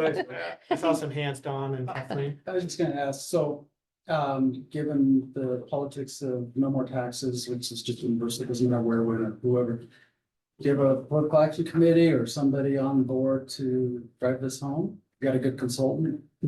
Good consultant, who's been successful in East County with some of our school districts there. We are in the, Jeremy Wright. We have a PAC forming, so that will, if the board decides on July 17th, we're going forward, that will be activated immediately. That's what we had to do for the high school. I think it's a great idea. My husband signed up for a welding class. He's retired, but he wants to do some welding. Keeps them out of your hair. Well, he wants to weld on my, 67 Volkswagen bus. Not with 6 hours of welding training. Do some garden implements or something. But anyway, but we're very supportive of the program and all. So one of the concerns I have is that $130 million, when you really start building, so many, it's a huge campus and wonderful ambitions to kind of expand the programs, which I think is gonna be fantastic. I'm just concerned, is that enough money to get what you need done? Because the cost, in this, we've just been having, bids come in so much higher. It seems like. Is that gonna be enough, or, do you think? Our facilities folks were pretty confident. We had done a renovation of our dental hygiene clinic last year, and so they've been seeing those costs and had factored that in. One of the things that has helped us out is because we're not doing any new buildings.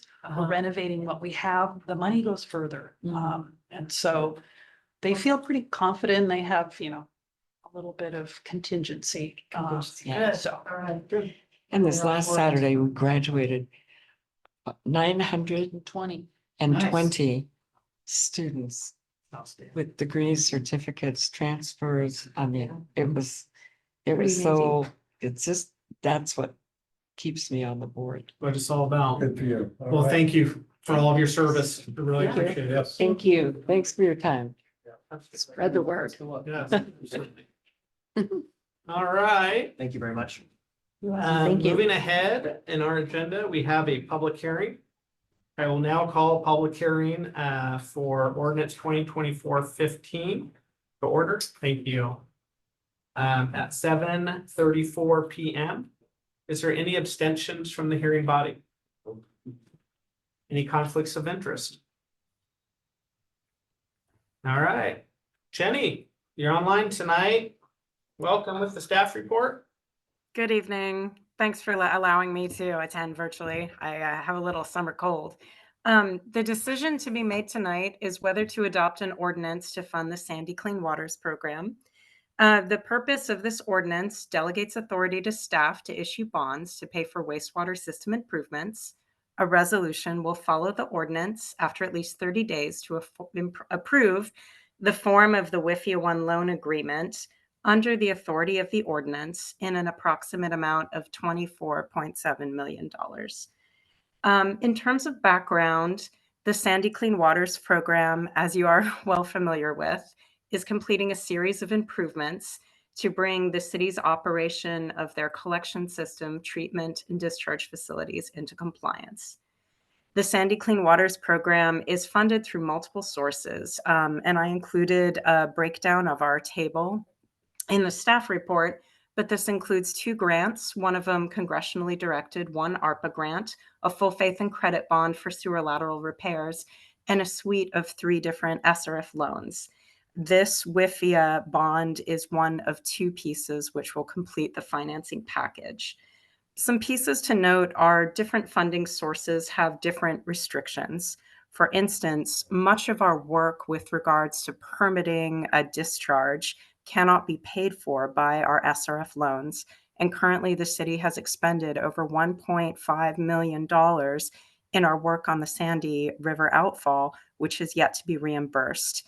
In addition, much of the work of managing this program is termed program management. The financing, communications, organization pieces, all of this is deemed program management, and that is also not eligible under our SRF loan sources. However, it is eligible under this WIFIA loan package.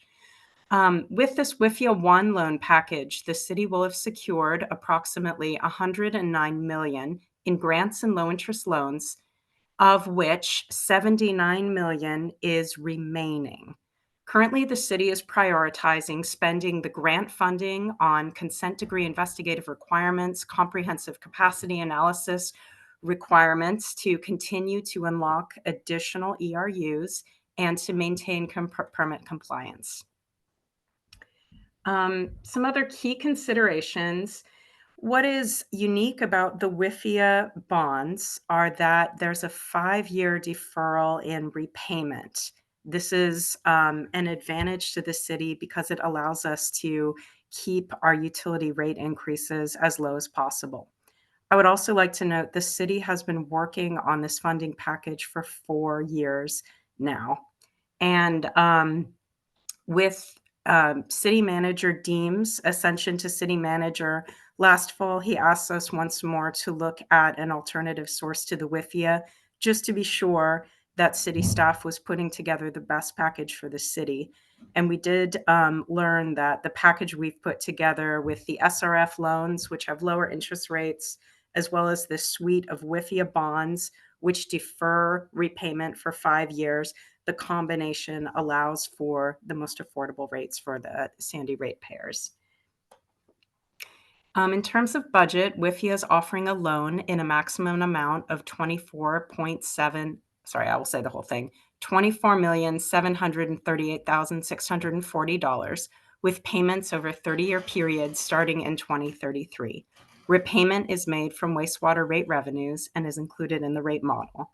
Staff recommends approval of ordinance 2024-15. Thank you, Jenny. Appreciate that. Before we get into questions from staff, we'll go to from council. We'll go to public testimony.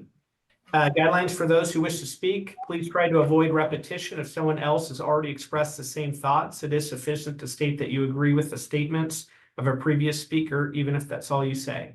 If you have documents, maps, or letters that you wish to have considered by the body, they must be formally placed into the record of this proceeding. To do that, either before or after you speak, email your materials to recorder@ci.sandy.or.us, and staff will make sure your evidence is properly processed.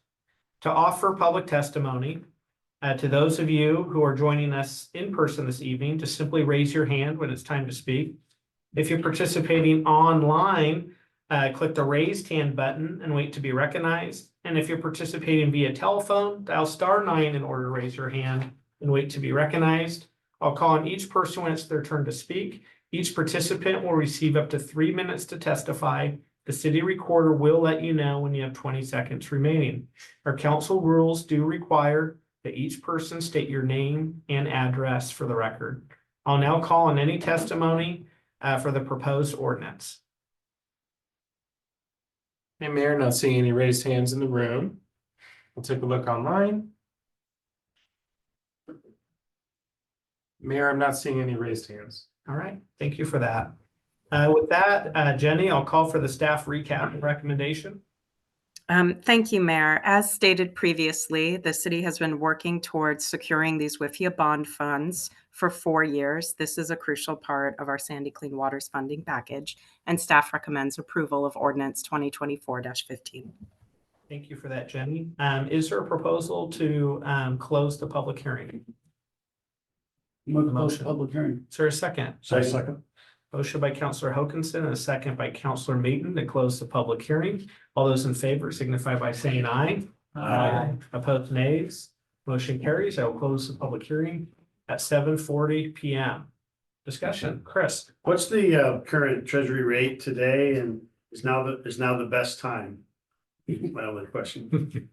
Well, the interest rate doesn't start until several years after the completion of the project, correct? I'm not sure if that means it's when it's locked in. I was gonna say, does it lock in though when the loan is? Right, taken? I'm not sure when it locks in though. I'm here with Kevin Hanway, who's our financial consultant. Kevin, would you like to speak to that? Certainly. Thank you, Jenny. The interest rate will be, as noted, will be locked in on the day of closing. So we're looking at sometime late July, early August. It's a rate, that rate varies day to day. Of course, if closing had been today, the rate would have been 4.41%. And then it's plus 1 point for the loan, right? 4.4 plus 1? No, well, yeah, the current key rate is 4.4, and adding a point puts it up to the loan rate up to 4.41. All right, thank you. Okay, any other questions? Well, we've been going through this process for a while with WIFIA, as Jenny mentioned, 4 years, yeah. It's a major portion of our overall funding. As we talked about, we don't have to start making payments till after the completion of the project, competitive interest rates. It's great. Unless there's further discussion or questions, I'll entertain, I'll call for the first reading of ordinance 2024-15. Mayor, if I can just add one thing before the first reading, and that is the 24.7 million is a maximum. We're gonna draw that money down as we spend on the project. So if we get other sources of funding, grants, from the state or federal government, that will just mean less borrowing that we have to take. But I want to make sure that's on the record that this is an upper limit. It does not mean we're going to expend all of that or draw all of it. It's just the maximum we can under this first would be alone. Thank you. With that, I would call for the first reading of ordinance 2024-15. Hey, Mayor, this is ordinance 2024-15, an ordinance authorizing the issuance of wastewater revenue bonds for wastewater projects and related matters. Is there a motion to approve the first reading? I move that we approve the first reading. For a second? I'll second it. There's a motion by Counselor Exner to approve the first reading of ordinance 2024-15, a second by Counselor Hokinson. All those in favor signify by saying aye. Aye. Opposed, nays. Motion carries. I will call for the second reading of ordinance 2024-15. Yes, this is an ordinance authorizing the issuance of wastewater revenue bonds for wastewater projects and related matters. Is there a second? Is there a motion to adopt the second reading of ordinance 2024-15? I'll make the motion to adopt the second reading of ordinance 2024-15. Is there a second? I won't slip on it. I'll just say second. There's a motion and a second for the second reading of ordinance 2024-15. All those in favor signify by saying aye. Aye. Opposed, nays.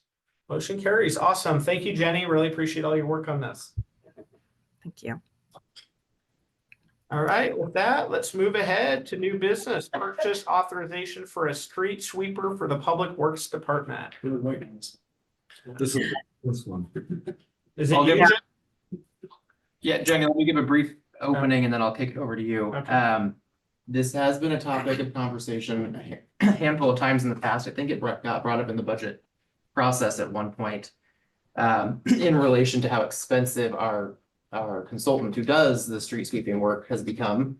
It's also in line with council goals related to maintaining the financial strength of the utility fund, specifically the street fund, and then just good governance as far as financial sustainability goes. So excited to see this before the council tonight. Public Works put a lot of effort into researching types of machinery and the total cost of bringing this service in-house. And with that, I'll turn it over to Jenny to kind of give you a little more background information. Thank you, Tyler. So as Tyler said, the decision to be made tonight is whether to authorize the city manager to procure a street sweeper for the Public Works Department. For many years now, we've had excellent service from our contractor, Great Western Sweeping. However, the costs have been rising substantially. In the staff report, I said in biennium 2019-21, the biannual cost was $342,000 and change. This biennium, that's risen to $805,000. And I think it was Councillor Smallwood asked the question during the budget hearing, had we looked into taking this over ourselves? This year, we did attempt to kind of sweep less, see if we could go, sweep 1 month, skip a month, sweep another month, but just with road debris, the fall of leaves, it's just we couldn't maintain expected levels of service. Ryan, Jake, and his team have done a very thorough investigation, getting quotes through Sourcewell. We had 2 responses. They've done interviews and visits of neighboring agencies. They've also done very thorough demonstrations of equipment. And my direction to them was we need to buy the right piece of equipment. And this is really easy. What they thought was the best for the city happened to be the lowest cost. The piece of equipment we would like to purchase is an Owen Equipment Regen X sweeper for $324,956. This purchase can be completed with the remaining dollars in this budget line item, and the street fund can finish on budget. We've consulted with our attorney, and we may give a 30-day notice to end street sweeping services with Great Western Sweeping. The major consideration for council to understand is our street utility only has 2.92 FTEs, and over one of those is located in administration. So street sweeping will take 40 hours a month from our crew, and this is in addition to other work they are doing. We believe that we can take this on. However, things may take a little longer to get around to because street sweeping will have to be done regardless. However, we do have a contract for median maintenance. We do have a seasonal, and frankly, we really think this is the right thing to do to halt these rising costs. We will be doing a much more thorough staffing analysis. There will be substantial savings in next month's biennium and bienniums going forward.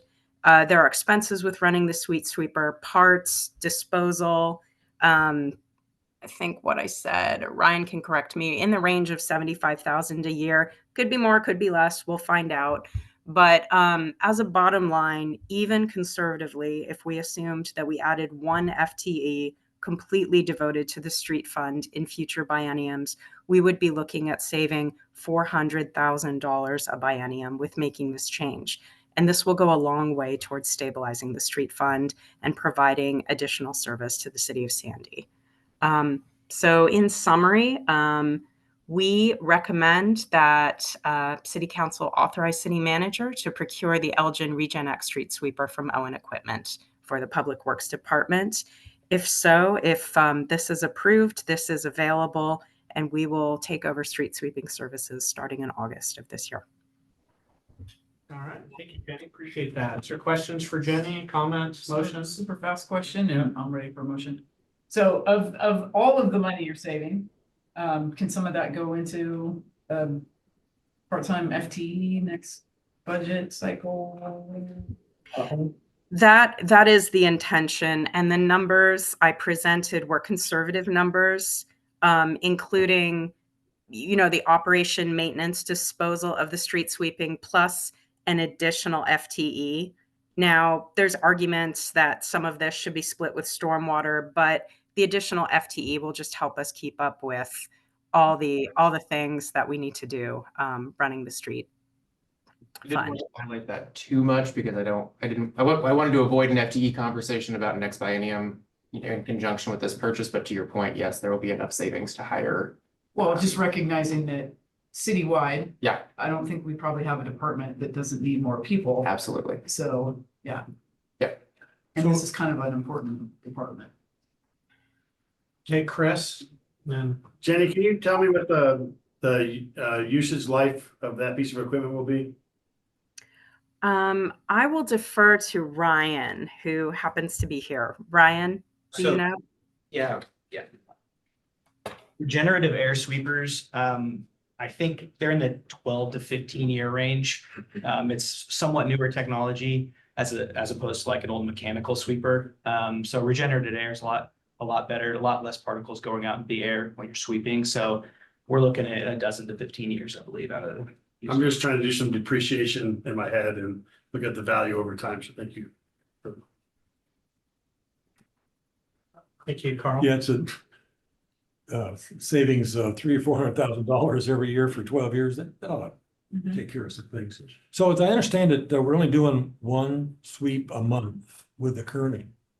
If we've got an employee and the machine, certainly I would expect that we would see more travel time with that sweeper during fall when all the leaves and stuff are obviously out there, and one trip a month is not doing it. Exactly. So Yeah, I this will expect open that. up a lot of possibilities as far as reacting to a storm that comes in, rather than having our contractor out this week and then the windstorm hits the following week. So emergencies is another thing. Vehicular accidents, we'll be able to respond, get stuff swept up, whereas now we're just at the mercy of push brooms. So And then, as I understand it, we're thinking about hiring somebody immediately, or we're gonna scrape it through and try to figure out the next, when we get to your argument discussion about FTEs.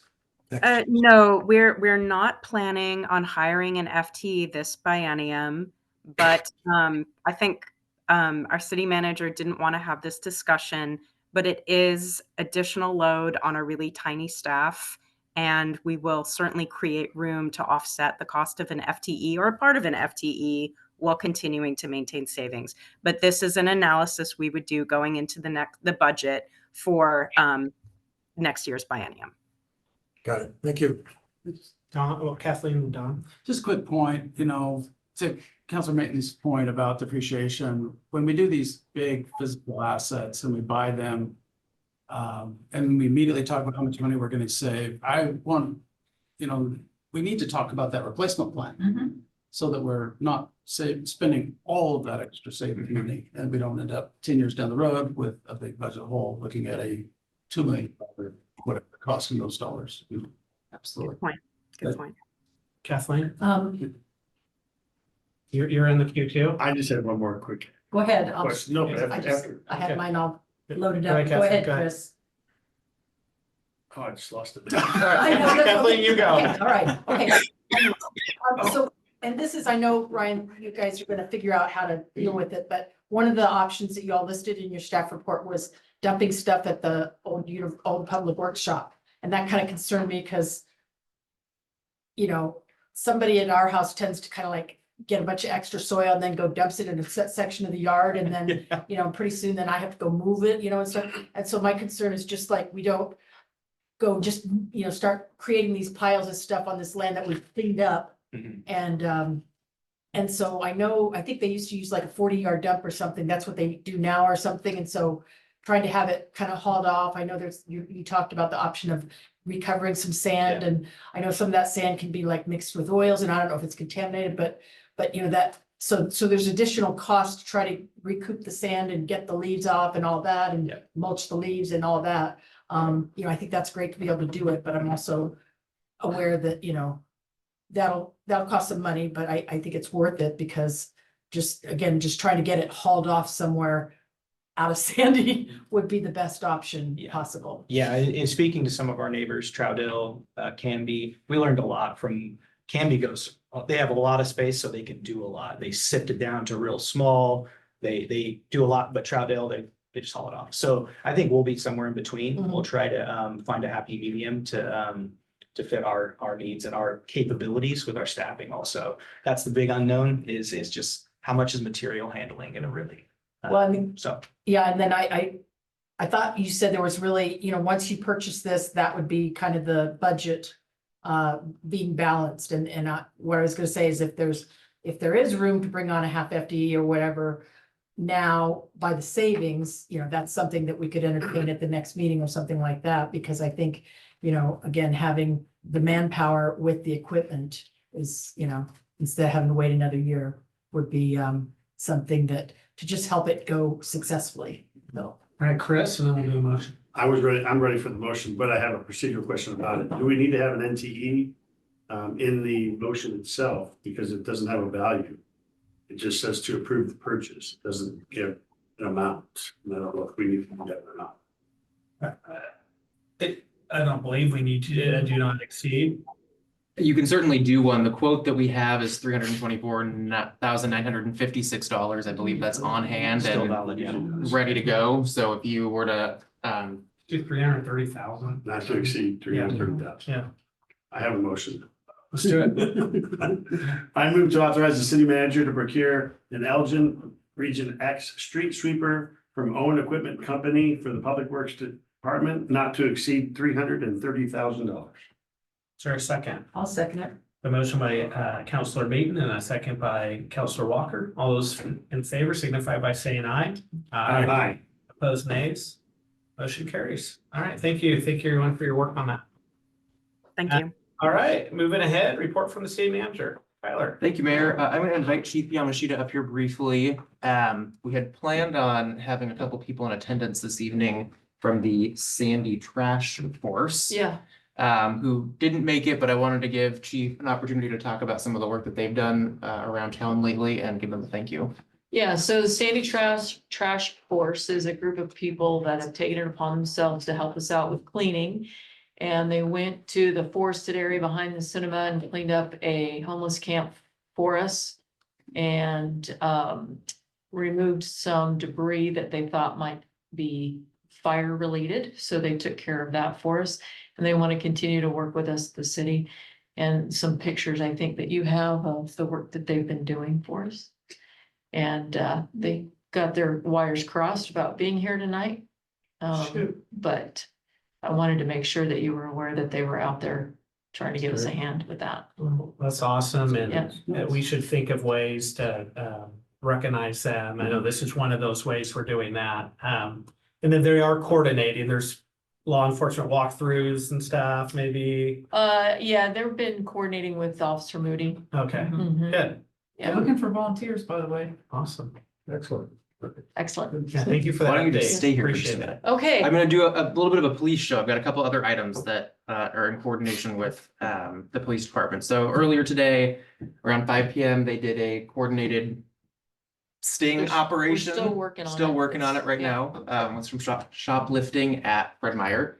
Within the first minute, they'd already apprehended someone that had outstanding warrants. 3 and- outstanding warrants, not from Sandy.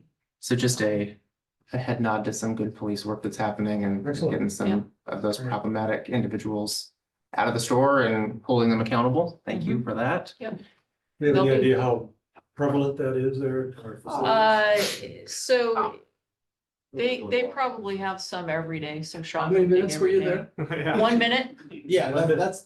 1 minute. We coordinated with Fred Meyer's staff. They brought in some loss prevention officers from other stores as well, just to kind of saturate the store, and they'll be there till 10 o'clock tonight. So don't come to Fred Meyer's if you're gonna steal. Yeah. I'm glad they're doing that though, because over the last few years, I mean, I've personally witnessed people just loading things. in Oh, it's backpacks, terrible, yeah. And you tell staff and they're Yeah. like, we can't do anything about it, you know, it's like, wow.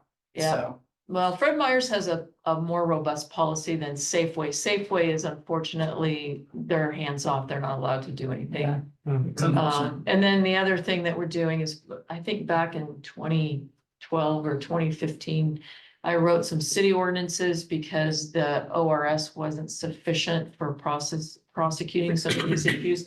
So we're citing most of the low dollar amount ones into municipal court, so that money will stay here, right? If there's any fines collected. Awesome. Yep. Thank you. Appreciate it. welcome. And then a brief recap on the code enforcement issue across the street from Sandy Bluff Park and on Golden Rain in that area. Chief has met and will continue to be willing to meet with any of the neighbors to discuss those issues and ways that we can streamline reporting and get those complaints documented in a more efficient way. In addition to that, I'm going to reach out to the city attorney's office to see if there's any other tools that we have at our disposal to speed up enforcement in any way, shape, or form there. But violations are being issued daily at this point, and so there is that component that's being utilized. But if there's anything else available, we're gonna look at what those options are and try to get that remedied as quickly as possible. And we're still working with the VA, behavioral health, and anybody, any leverage we can garner, we're trying to maneuver. You might see some activity on the roof of the police department later this week. Finally, that roof that we talked about during the budget process and subsequent to that several times should begin this week if the weather cooperates. They were supposed to start today. Unfortunately, June rain is not was not built into that timeline, but it looks like the weather's gonna change here in the next couple days, and so that project will get underway. And then some exciting news. I sent an email to you, and we did a public notification or press release this morning about the offer that was extended to Lieutenant Patrick Husky from OSP for the new next Sandy Police Chief. Have a tentative start date of August 1st, working through background check and psych eval and all of the required steps now with our consultants, but very excited to share that update. We had a great turnout at the community reception that we held a week and a half ago, 10 days ago now. Positive feedback from everyone that was there, the interview panel, as well as the meet and greet that we did with staff. So feeling really good about where we're at right now with that recruitment process, and looking forward to August when we can get Lieutenant Husky here and boots on the ground. Which means one last unexpected mountain festival. I know. Yeah. Here we go. That's right. It's funny. At I- Longest Day Parkway and Yeah, when we started the police chief process, Superintendent Bayer said, Yamashita's got a lot of history with Mountain Festival. Like, might as well just keep her through that. Yeah, we'll see how quick we can do the recruitment, and then here we are. yeah. You're gonna be here for that anyways. That's all I have for the police department. A couple other updates. I went to the C4 retreat on Saturday. I believe the mayor went on Friday, so I'll let you share anything you wanted to share from that. But on Saturday, the focus was housing, essentially. I hammered home, probably annoyingly so for the group, the need for infrastructure reinvestment if we're ever going to talk about housing in Sandy, because without all the continued work that we need to do, the housing conversation and meeting statewide housing goals doesn't really fit in our conversation here. But it was great to interact and just kind of catch up and talk with other officials in all the other Clackamas cities. There was either staff or council members and then 3 commissioners that were there. So a lot of FaceTime with a lot of our partners and peers, which was a really nice experience for me, having not gone to the C4 retreat before. You may have seen that there is a post in the middle of Highway 26. I did. I was going to ask about. Yeah, we reached out to, Ryan reached out to ODOT today. Thank you, Ryan. I give it one more day. I saw it Friday and I saw it again today, so I was pleasantly surprised to see that it lasted 4 days. I don't know how much longer it will last. Yeah. It sounds like we are one of 6 areas in the state that are having an experiment to enhance pedestrian safety. I'll forward you a brief article that I got in conjunction with that experiment. I don't think we were notified at all about this experiment. In a white post. A white post nonetheless, you really. Yeah. It's Maybe not. they should have made it look like a person. But that probably would have gotten better attention, I think, but One of those little green signs, neighborhoods. exactly. Yeah, right. We've got all those in our neighborhood. So I'll forward you this article. They are open to continuing to have feedback and conversations around pedestrian safety. I'm not sure that this is the approach I would have taken with a surprise post in the middle of the highway without telling anyone. But I'll forward you the information about the program that they have in place, and we'll continue to have conversations with ODOT about, at the very least, better communication so that we can proactively notify at least the 7 of you about what's going on in the middle of the highway. Or is this the best crosswalk in your community to plant this thing? What about some local perspective? Yeah, I don't know how they determined. Or us driving code to the crash. Right. Right. Right, Yeah. like emergency vehicles trying to get around other vehicles. Yes, Yeah, exactly. weird that you might need to do that. Yeah. Yeah. So anyways, that's what we know as of today. I'll keep you in the loop on what we find out. And then last but not least on my lengthy list, apologies for the. I'm sorry, how hard is it to just remove the post? One hit. 30 miles an hour. What's that? Then I got a Durango out there with a brush. Yeah, just do it, anyways, the mayor's not opposed to defending the removal of the post. Anyways, you can continue. Good to know. Yeah. Last but not least on my list, a conversation that we had, I believe at the last meeting, was about some in-hill seating at Cedar Park near the bowl of the skate park and what that would look like and what that would cost. Rochelle did reach out to Lango Hansen to get a design pulled together for that. She's also reached out to the contractor that's there that's going to be starting concrete work in the next couple of weeks. We do have a quote for this design option. I'm going to float it here to discuss briefly. It's about $110,000 all in to add all of the seating that you can see on your screen there in front of you. That's quite the treatment, though. We're talking- I know, it is, So- but. So we're talking Picture about of the steps that go Yeah, off the it's- curved yeah, area that's down towards the. Yeah. Yep, Okay. exactly. Can we go back to the comments from all of the community responses? Because keeping that sled hill was a big piece of those community outreaches. Yeah, absolutely. Can you go back to that first picture? Yeah, so what I asked just will. before the meeting was for that perspective, how much of the hill is left? I don't know. I'm looking for the Yeah, I answer don't here. either. Yeah, But you also so, have a big skate park at the end, at the bottom of the hill, which is this huge But- safety issue. Yeah, but we could We'll put find- something figure there it to protect that. You can find a way. Yeah. One of those pillars like in the middle of the road. just call ODOT and have them install something. I'm sorry. So I'm told that there is still the ability for sledding. Rochelle is on vacation this week, which is why I'm doing this brief synopsis for you this evening. So there would still be the ability to skate, I'm sorry, not skate, sled, in the event of applicable sledding weather. Off to the right-hand side, and then from the bottom of those seating area down to the actual skate park area. Is it as much? No, candidly, it's not, but it does achieve the desire for having some in-hill seating options. This is a preferred design up higher so that you don't have people that are down at the skate park. I mean, in theory, you could have those seats down lower to the actual bowl of the skate park, right? But you're gonna have people then utilizing those stairs and seating as part of their skating experience instead of having some separation from that. Ooh, well, that may really actually be part of their skating experience. Well, Mhm.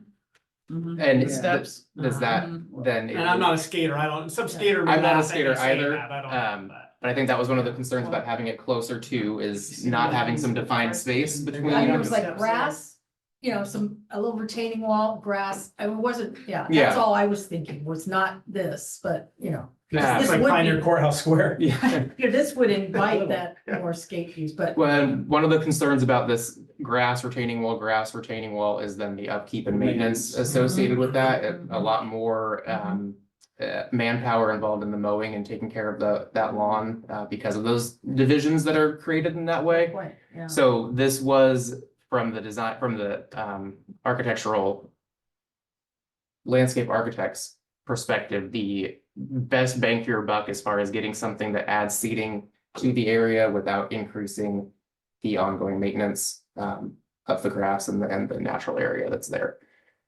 We can absolutely have a larger conversation about this if you'd like to dive in more. The reason why I'm bringing it up tonight is because concrete work is going to start very soon. So if we're going to do a change order, we need to act pretty quickly. You know, this $110,000 is about 2% of the overall project budget.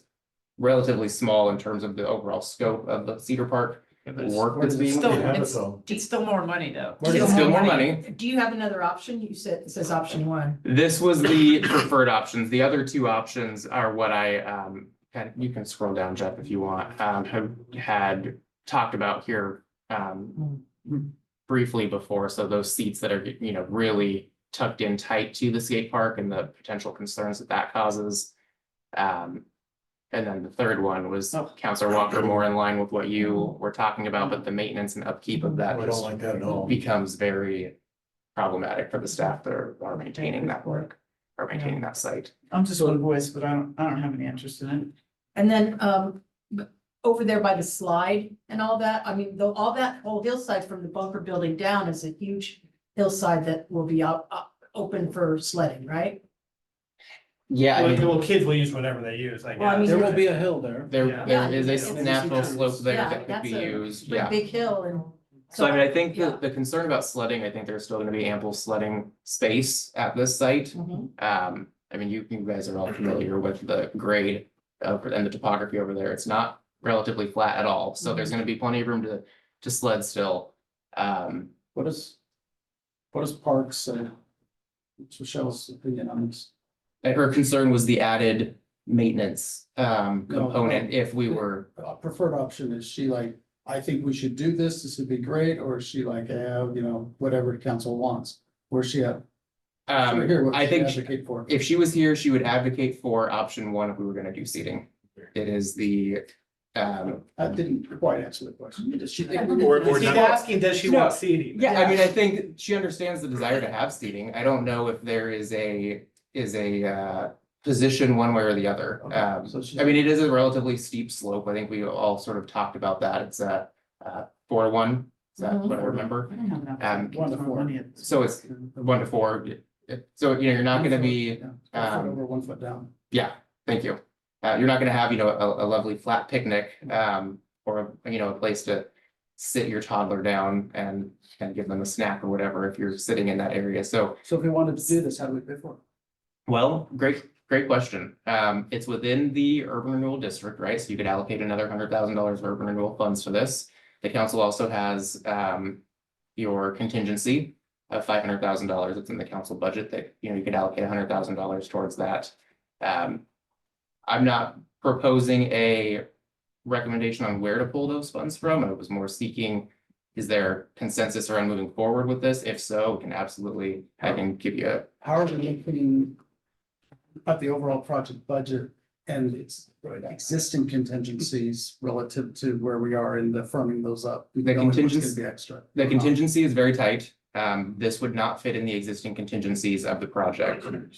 So it would be an additional allocation from some other pot of money right now. Would it be within the contingency for all the demolition that we had?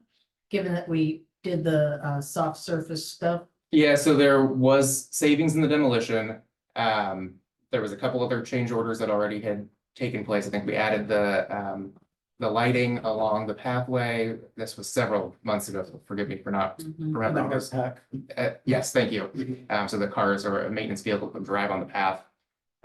So that ate up some of the contingency that was, or some of the savings from demo. There's also going to be a conversation around that pour in place, which I know Councilor Walker, Yeah. you're familiar with. That's that soft, squishy material around the play structure. So if you're falling off of something you're climbing on, you're not hitting bark chips or the rubber chips. It's more ADA compliant and accessible in that way. That's not factored into the budget currently, but definitely something that the council as well as staff have talked about wanting to have a larger discussion on in the future. That almost- What's that cost broadly for that? Just trying to $160,000. Yeah, But top that of the was line all- was like yeah. 160,000. It was all well within the surplus we had from the demo though. Correct. So the demo savings could accommodate much of this. The one thing that should be factored or should be mentioned is that we did buy a parking lot out of urban renewal as well. That wasn't built into the budget. So the demo savings sort of paid for that loosely if you're just talking dollar for dollar savings versus expenses. But there's absolutely money in contingency within urban renewal to have purchased that parking lot with. And so there is savings from the demo in that aspect. I have no doubt we can comfortably afford $100,000 if the council wishes to move forward with adding seating there. I need to go ahead and make an opinion. I don't have a preference other than that wacko one we had. Chairs every other place. That doesn't look very good at all, but I don't feel like we need to spend more money.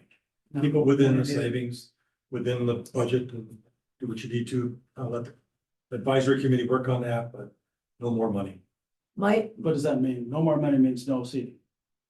Is that what you Yeah. meant? No exceeding of the budget. So if you can get it within the budget, sounds like a good idea. I don't want The to get any budget more doesn't money, have any seating. but you don't get any seating. Well, That's okay. your position. That's my Yeah. position. and And I my, second that position. so I my thoughts on it are, again, that the idea is to kind of have these competitions. And so the fact that you want to have these competitions and bring people in and all that, and you don't have any seating is a bit of a problem. Grass is for, Well, it's again, it's a 25% slope, Carl. what So grass is for, you can still look down. I well, you sat can on roll sections. down it, yeah, but Okay, I mean, I'm still up there. again, if you're wanting to kind of provide a nice, area for competition, that's my concern. So again, I want to make it economically attractive to have competitions there. And so if that means $100,000 to, and again, to provide the seating, it seems like a real awkward thing that's missing out of the whole design is to be able to have somewhere for parents to just sit and watch their kids. Let's let Chris in here. Yep. If you do the seating that you proposed on the picture one, is there a way to, I shouldn't say, is there a way? It's possible to do that seating at a later date. Absolutely. Install it I later, thought too. right? So my opinion is I don't want to use urban renewal, I don't want to use contingency, but I want the seating. So I'd like to see how construction goes and progresses, to see if we have any more cost savings as we go forward, so that we could use the existing budget to add the seating. And if something were to happen that it doesn't allow for that, then at a later time, maybe look at that cost to install it. I do think we need seating, to Kathleen's point, but we also need parking that we don't have. So it's the same problem, right? People can't park their cars because there's no space if we have those events. So then where are they gonna sit? I agree with Carl. They can sit on the slope and they can watch. I just don't think that we should spend any more money outside of our existing budget to do that. But I think there might be opportunity where we have another cost savings down the road that might allow for that. And in worst case scenario, we don't, we can look at it at a different time to add it. So I'll take the other side of this. Urban renewal money is money that doesn't come out of any taxpayer's pocket. It gets earmarked for whatever we want it to do down the road, and this is certainly one of those things we could want to do with it. It doesn't take away from any general fund project or service or anything else. So to me, this could be a funded priority. And here's a couple of reasons why I think it should be done. Number one, when we did the budget the last biennium, I pushed to do phase one and phase two all at once. The reason for that is it's cheaper to do it at once than to come back in later and do it. Plus, you don't have the disruption of tearing up that which you just put together to add in something else. To come back in and tear up the grassy knoll that will effectively be building and put in blocks after the fact will demo what will have just been a ribbon cutting, beautiful park. The right time to do it, as Tyler mentioned, is now because the concrete work is coming in. So if we're going to do it, this is the time. We have the money. Another factor to think about, to Councilor Carl's point, people can sit there, there's a grass, there is grass, and it's gonna rain a lot, and that grass is gonna get muddy and worn out. The more people sit on that muddy grass, it's just gonna become a mess.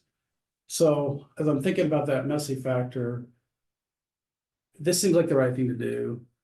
It's attractive, it fits the mark in terms of the events and everything else. We have the money in the urban renewal. This seems like a really good use of it. So I'm in favor of it. I think we should move ahead. Can you show me the picture again? Yep. Your proposal, just so I can see it. Make a comment. Sean, have you ever been to a Edgefield, Have I ever been to what? an Edgefield concert? Yes. You know, that entire area is on a slope and it's all grass. Yeah, well, we don't do it in the rain very often. Yeah, I don't think you'll be It's doing not a skate 25%. things in the rain either. That's not a 25%. And she's absolutely right. It is not a 25% slope. No. And so, yeah, the grass will be. Carl, you want to get in? Yes, I do.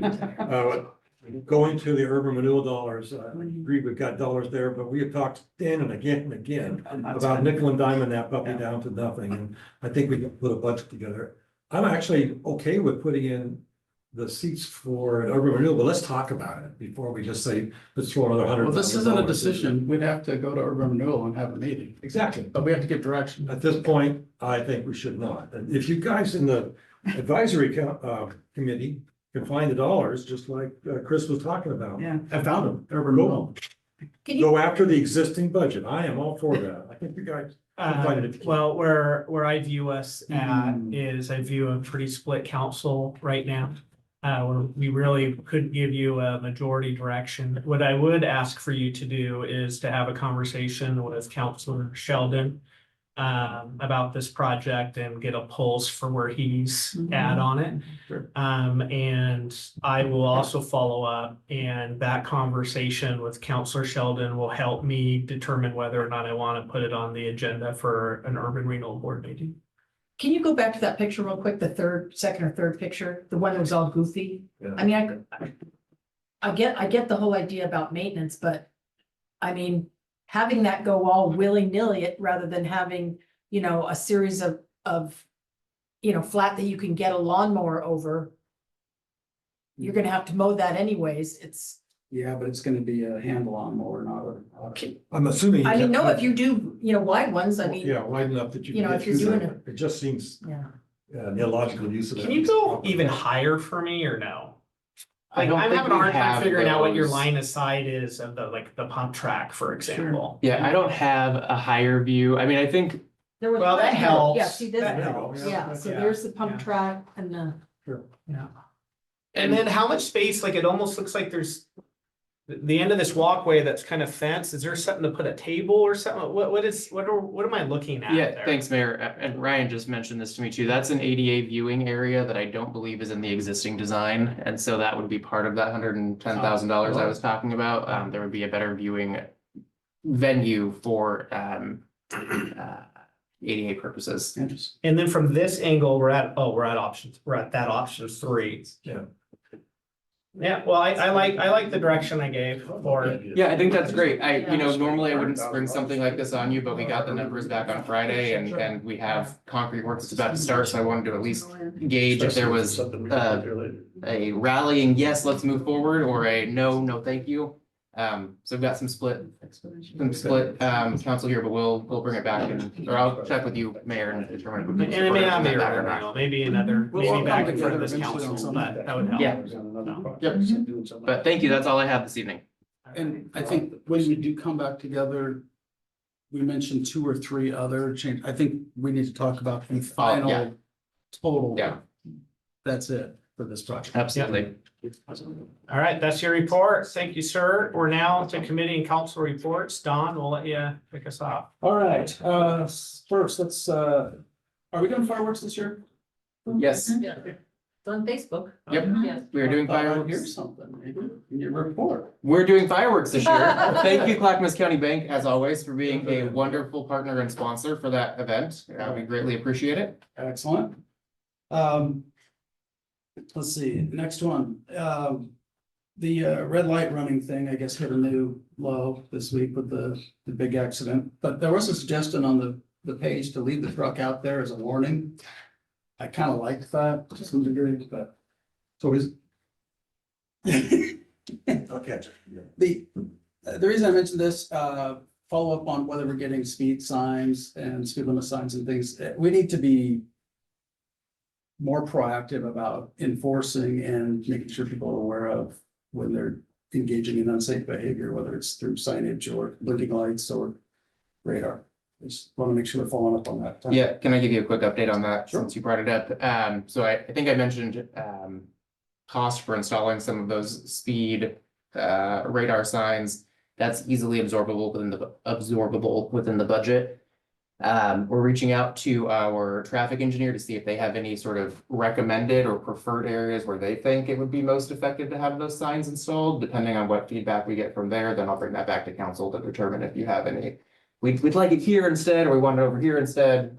So we're working through some of those steps right now. Do we need to address ODOT? We'll have to get a approval from ODOT, yep. And the second part, speaking of ODOT and that little thing in the middle of the sidewalk that we're trying to make the one crosswalk they put there safer. We have those ADA crossings at every street. Which means that a person thinks and is legally right to assume that's an implied crosswalk, and that when they step into that intersection, cars should stop and they should be allowed to cross there. But we don't paint the signs. Please explain. I will need to follow up with ODOT as to why some are painted and some are not. I don't have. It seems like it creates, I mean, if my kid, I don't want my kid trying to cross there and getting run over because we didn't paint or this ODOT didn't paint. And the idea that it slows down traffic, I think is exactly the point. Right, so. That's not what ODOT likes to hear, that you're moving traffic.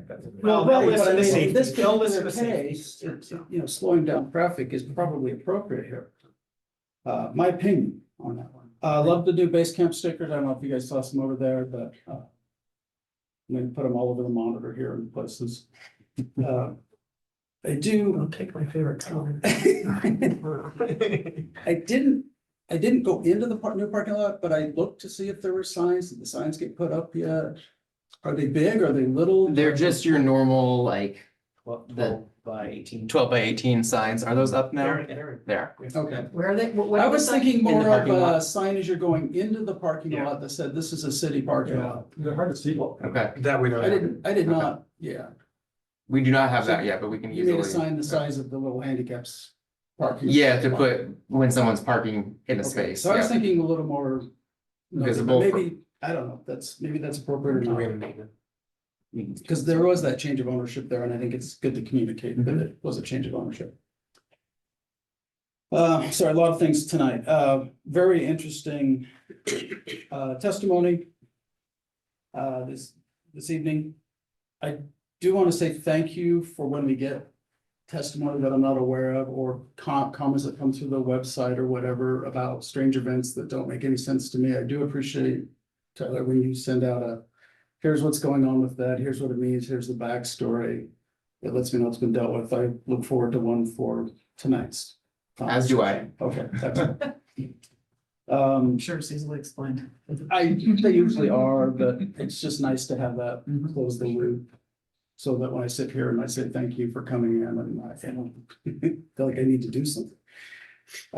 Really pleased that the police chief selection process was allowed to continue. I feel like the process worked exactly as it's designed to work, as it works in communities throughout Oregon. There's been a lot of poking at different aspects of that process and misunderstanding of what's really going on and things, but in the end, I think it did really well. And I think that's merited by the comments from many people in the community, including those who were very vocal about the first round. So hats off to the improvements that were made and the candidates that down. I was not part of this process this time, but it seems like people are settling in and feeling pretty good about it. I think it's an opportunity for all of us as the community to maybe kind of come back together, rally around the new chief and be supportive. And I'm looking forward to that. So congratulations to Lieutenant Patrick Husky. We don't get to call him chief until it's final. Is that?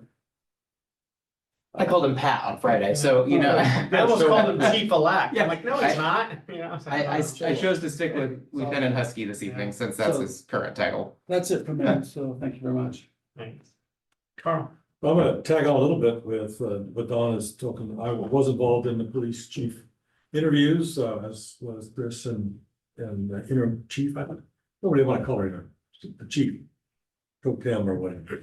I thought it was very well done. And again, the Patrick Husky head, whatever you want to call him, is really well qualified. I was really impressed by him. And he was a really good choice. And again, just repeat a lot of positive stuff I hear up and down the street and on the Facebook and such. So I really am pleased that we did a little bit more background this time and that we don't have to deal with, I'm hoping we don't have to deal with anything down the road. So that's great. Really another good, really positive thing. I'm really seeing a lot of neat things happening with vegetation management, the Jewelberry Road. Good job, whoever did that one, probably could be a little bit more around the edges, but it certainly made a lot of difference. We're not artists. Yeah. Appreciate that, whoever did that. Is that your group? Yeah. Okay, thank you. The other thing I would say, and Chris, I forget his last name, the new code enforcement guys really seem to be putting a lot of stuff together. The only thing I wish he would do would be those 4 toilet in the old gas station across the street from Arco. They've been there a while. I know you told me before that they are very helpful and they want to do their thing, but they haven't done their thing for quite a while.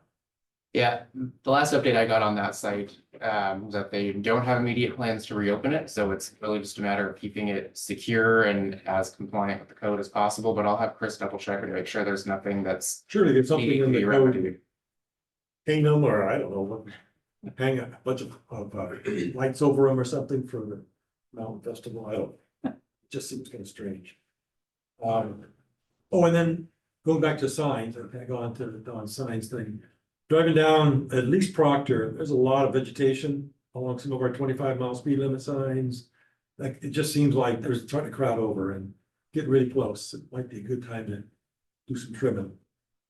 And it's more than just 25. There's some directional signs that are just really hard to see. So we probably should be looking at that. It's a traffic thing, so it'd be good to do that. That's it for me. Thank you, Kathleen. The folks, a couple of the members of the library board invited Commissioner Ben West up to Woodlands Library, and Tyler and Director Sarah McIntyre and myself joined them.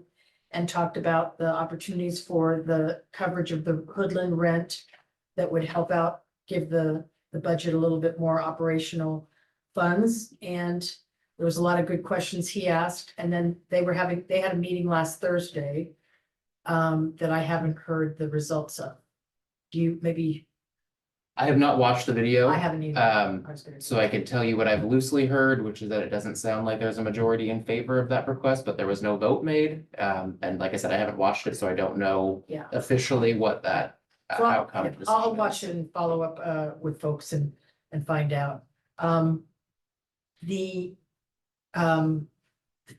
lot of folks on Facebook commenting about both the accident at 211 in DeBarco and what can we do about that? And then, you know, you had the one on 26, but also just the white post and just the amount of, there was a comment about the set Friday market, Mount Hood Market.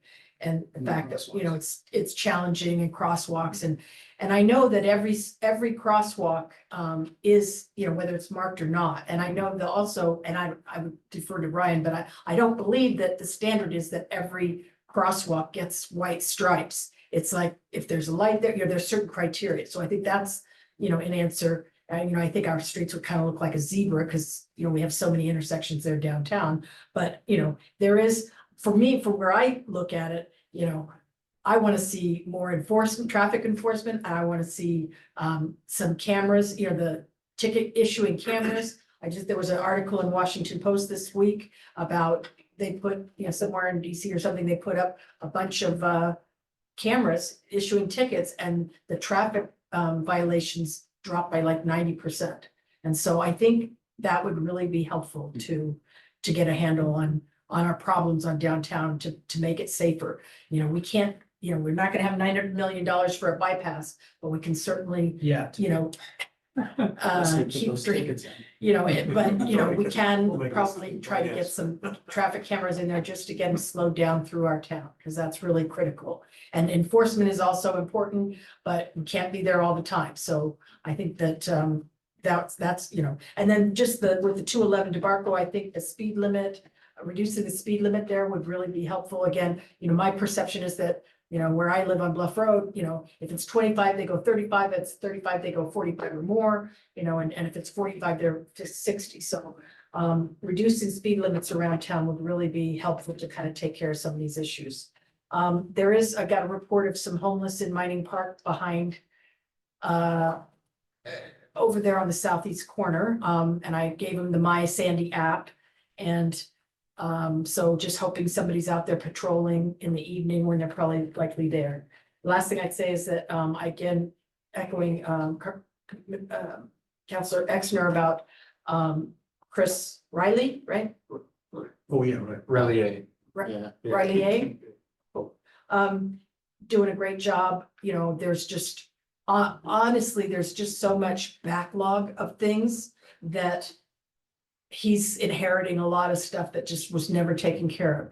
And the thing that, again, I'm gonna just bring up is that expecting neighbors to be reporting this is not fair to the neighbors. Because in my case, you know, those people, you know, there was a homicide there, those people, you know, had meth and all that, and that's a safety issue for me. I don't, you know, carry guns all the time, so I don't, you know, it puts the neighbors at risk when they're, you know, and I know you can report anonymously, but I'm also just concerned that we can't be expecting our neighbors to be reporting all this. We have to be more proactive, especially when you can just drive by and see this stuff. It's not like you have to, you know, do an investigation or anything like that. There's crap all over, whatever the issue is, it's usually pretty obvious. So I do hope, and I just, you know, I so appreciate Chris and his initiative and his ability to kind of get this stuff taken care of and close it and move on to the next case. That, you know, getting that's why we have this big backlog, is because nothing ever got finished. Not nothing, but some of it just never got finished. And that we do need to, you know, some of these things, that one on Bluff is still underway.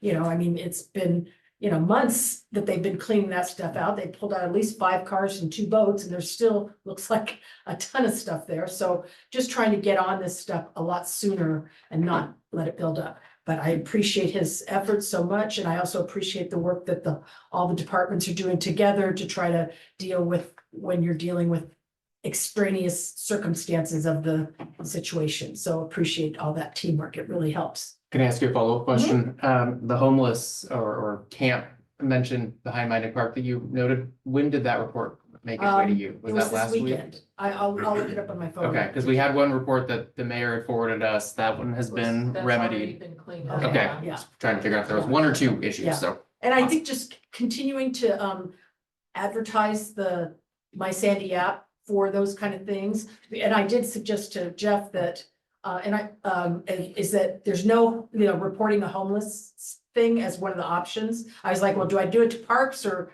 police isn't on there? Code enforcement's on there. So it's just kind of like, I don't know, where, I didn't even know where to send it. I So, would definitely like to see it worded yeah, like- yeah, as an option. in illegal camping or something Yeah. along that Yeah. lines as opposed to Right, calling out. yeah. So that we differentiate between the nearly homeless and Right. people who are chronically abusing. And the don't system. forget, they are our residents, all of them. Yeah, Many of them have grown up here. yeah.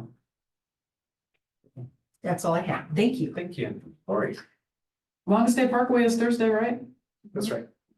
Okay. This is part And Longest Day didn't mention- Parkway, Yeah. it's coming up on Thursday at 6 PM in the Timberline Park area. Where are we supposed to be? We're in the basketball courts, correct? I think it's gonna be the basketball court, yeah. Okay. We were just there today earlier scoping it out. Where we So were we have an last time. assignment or Yeah. anything, or we just show up? Show up. Council's job is always, Is it on our show calendar? Open bar. Are we getting t-shirts? It was included in the weekend update, Oh, and when do they come? about the event. I'll check on that for you. Well, you don't want to just The change shirts there? are here That's what I mean. somewhere. The shirts are here somewhere. I don't know where at Jamie handled that, so I know probably they've been should have brought delivered. them tonight. Thursday, It would seem. 6 PM, Timberline Park. Yep. I'll figure out how to deal with that. Cool. I just have, well, two things. I want to say thank you for the police chief recruitment. I thought it was a great selection and a great choice. And I'm happy that he said yes, and hoping everything goes good with that. I also want to say thank you for the work session. That was the most informative information I've received about what's happening in our community about that topic. And since I've been on council, and it is very eye-opening for me. And then lastly, I was at a planning commission meeting on June 10th. And the planning commission is currently working on a chapter update in 17.74. But before I talk about that, they had a appeal for what they call Tickle Creek, where they're building the home on the corner of Reuben, or building the condos on the corner of Reuben and DeMarco. And there's two RVs parked there, and they had a couple complaints about the RVs being there. And apparently, the RVs are both for the construction site. And so the landowner was there giving an appeal, trying to have both RVs. And there was a contentious back and forth with the planning commission about should an RV be allowed or not. And they ended up saying yes to letting the two RVs, but they had a work session scheduled right after that to review the code that allows temporary usage. And so it was interesting to hear the debate in that. They actually had only 6 people vote, and it was a 4-2 vote, so it was kind of close. They're gonna come back and talk about the work session again, so they're not finished with it, but they're talking about changing some of the language. More importantly, because I think what was happening was because, and this is just for general knowledge, because there's 2 RVs there, one's gutted and it's used for equipment storage, and the other one somebody's staying in, they use as an office. But they were getting complaints that it was encampment homelessness there, and that's not what the case was. Security. Right, so there, and I understood what both sides were saying, so I just thought it was interesting, and it's something to follow, because it will eventually come to us. So I just wanted to let you know that was going on. Chris, can you just clarify what you mean when you say temporary usage? So there's our code 1774 has a whole bunch in it, but it's about it's about fences, temporary storage areas. So whether you can use a utility trailer or whether you can use an RV, and it's not that specific. It is in other cities. other cities has outlined what you can and can't use for temporary storage. It's been a couple of years that they've been perfect. And it's been a very, they've been there for 4 years, actually. But there's a very long time since that code was updated, so That's an interesting. it's coming forward, so. That's it. Cool. Thank you. My report, new chief of police announcement, Lieutenant Patrick Husky. Thank you to the counselors that participated in the process. Also, any that showed up to the public deal as well. That was great. Thank you for staff and to Chief Yamashita for all the work that went into both the recruitment and just all the interim capacity stuff. Really, really appreciate it. Very excited about Lieutenant Husky's background, Sandy experience being in his area. And just really excited for that. Participated in an interview for the Sandy Net Master Plan that they're working on, and had a really good conversation about that. I think they're trying to make their rounds to a couple of us, so hopefully some of you participated in that. Great work session. I thought that was really cool, and we got to keep the communication going, because I think for all of us, where we get consternation, it's just not understanding and just not knowing what's happening. So keeping that communication alive. One thing I wanted to say, I decided to be polite and reel it in, is, I did have coffee with those two individuals 2 weeks before that winter storm, and the whole topic was communication.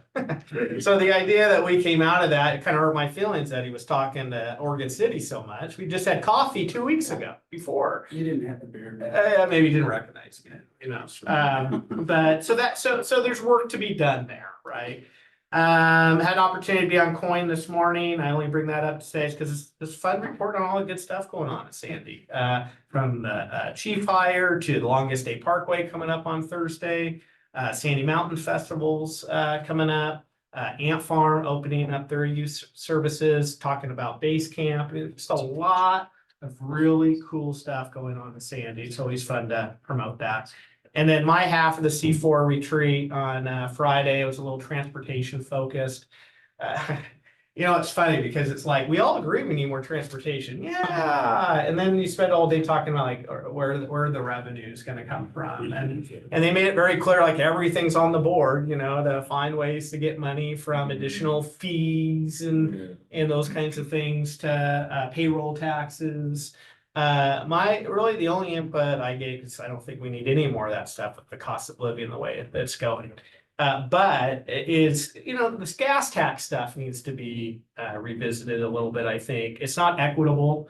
Not all the cars on the road are gas. There's electric vehicles. My only real feedback is maybe it's time to just scrape the gas tax, repeal and replace, right? Repeal and replace. Repeal the gas tax and maybe come back with some sort of more equitable, user-friendly, all vehicles that are in the commuter shed, that are actually ponying up and supporting some of the infrastructure. So we'll see where some of all that conversation goes. But we should be ready that, they had both co-chairs of the transportation committee up there. This is the focus of the next long session, is transportation funding. Could you do a tax on the charging stations? Some sort of revenue generator there. I'm sure they'd rather go to do vehicle registration. They have or something. to stop and charge them Yeah, it should be pretty something. regularly. Should be like franchise fee. Yeah, I think Yeah, there's that's- ways to make it equitable. Your point is it's not equitable. right. That's 100%. One of the, Counselor Walker, you just mentioned that franchise fee. One of the things that I want to look into is if we can differentiate on our report from PGE on our annual franchise statement that we get, how much came from electric charging stations versus normal electricity, because if there is a way to distinguish that, I think it's an easy allocate X% to the street fund in lieu of the gas tax that would have been received, and allocate Y to the general fund as we have always done with the franchise fee.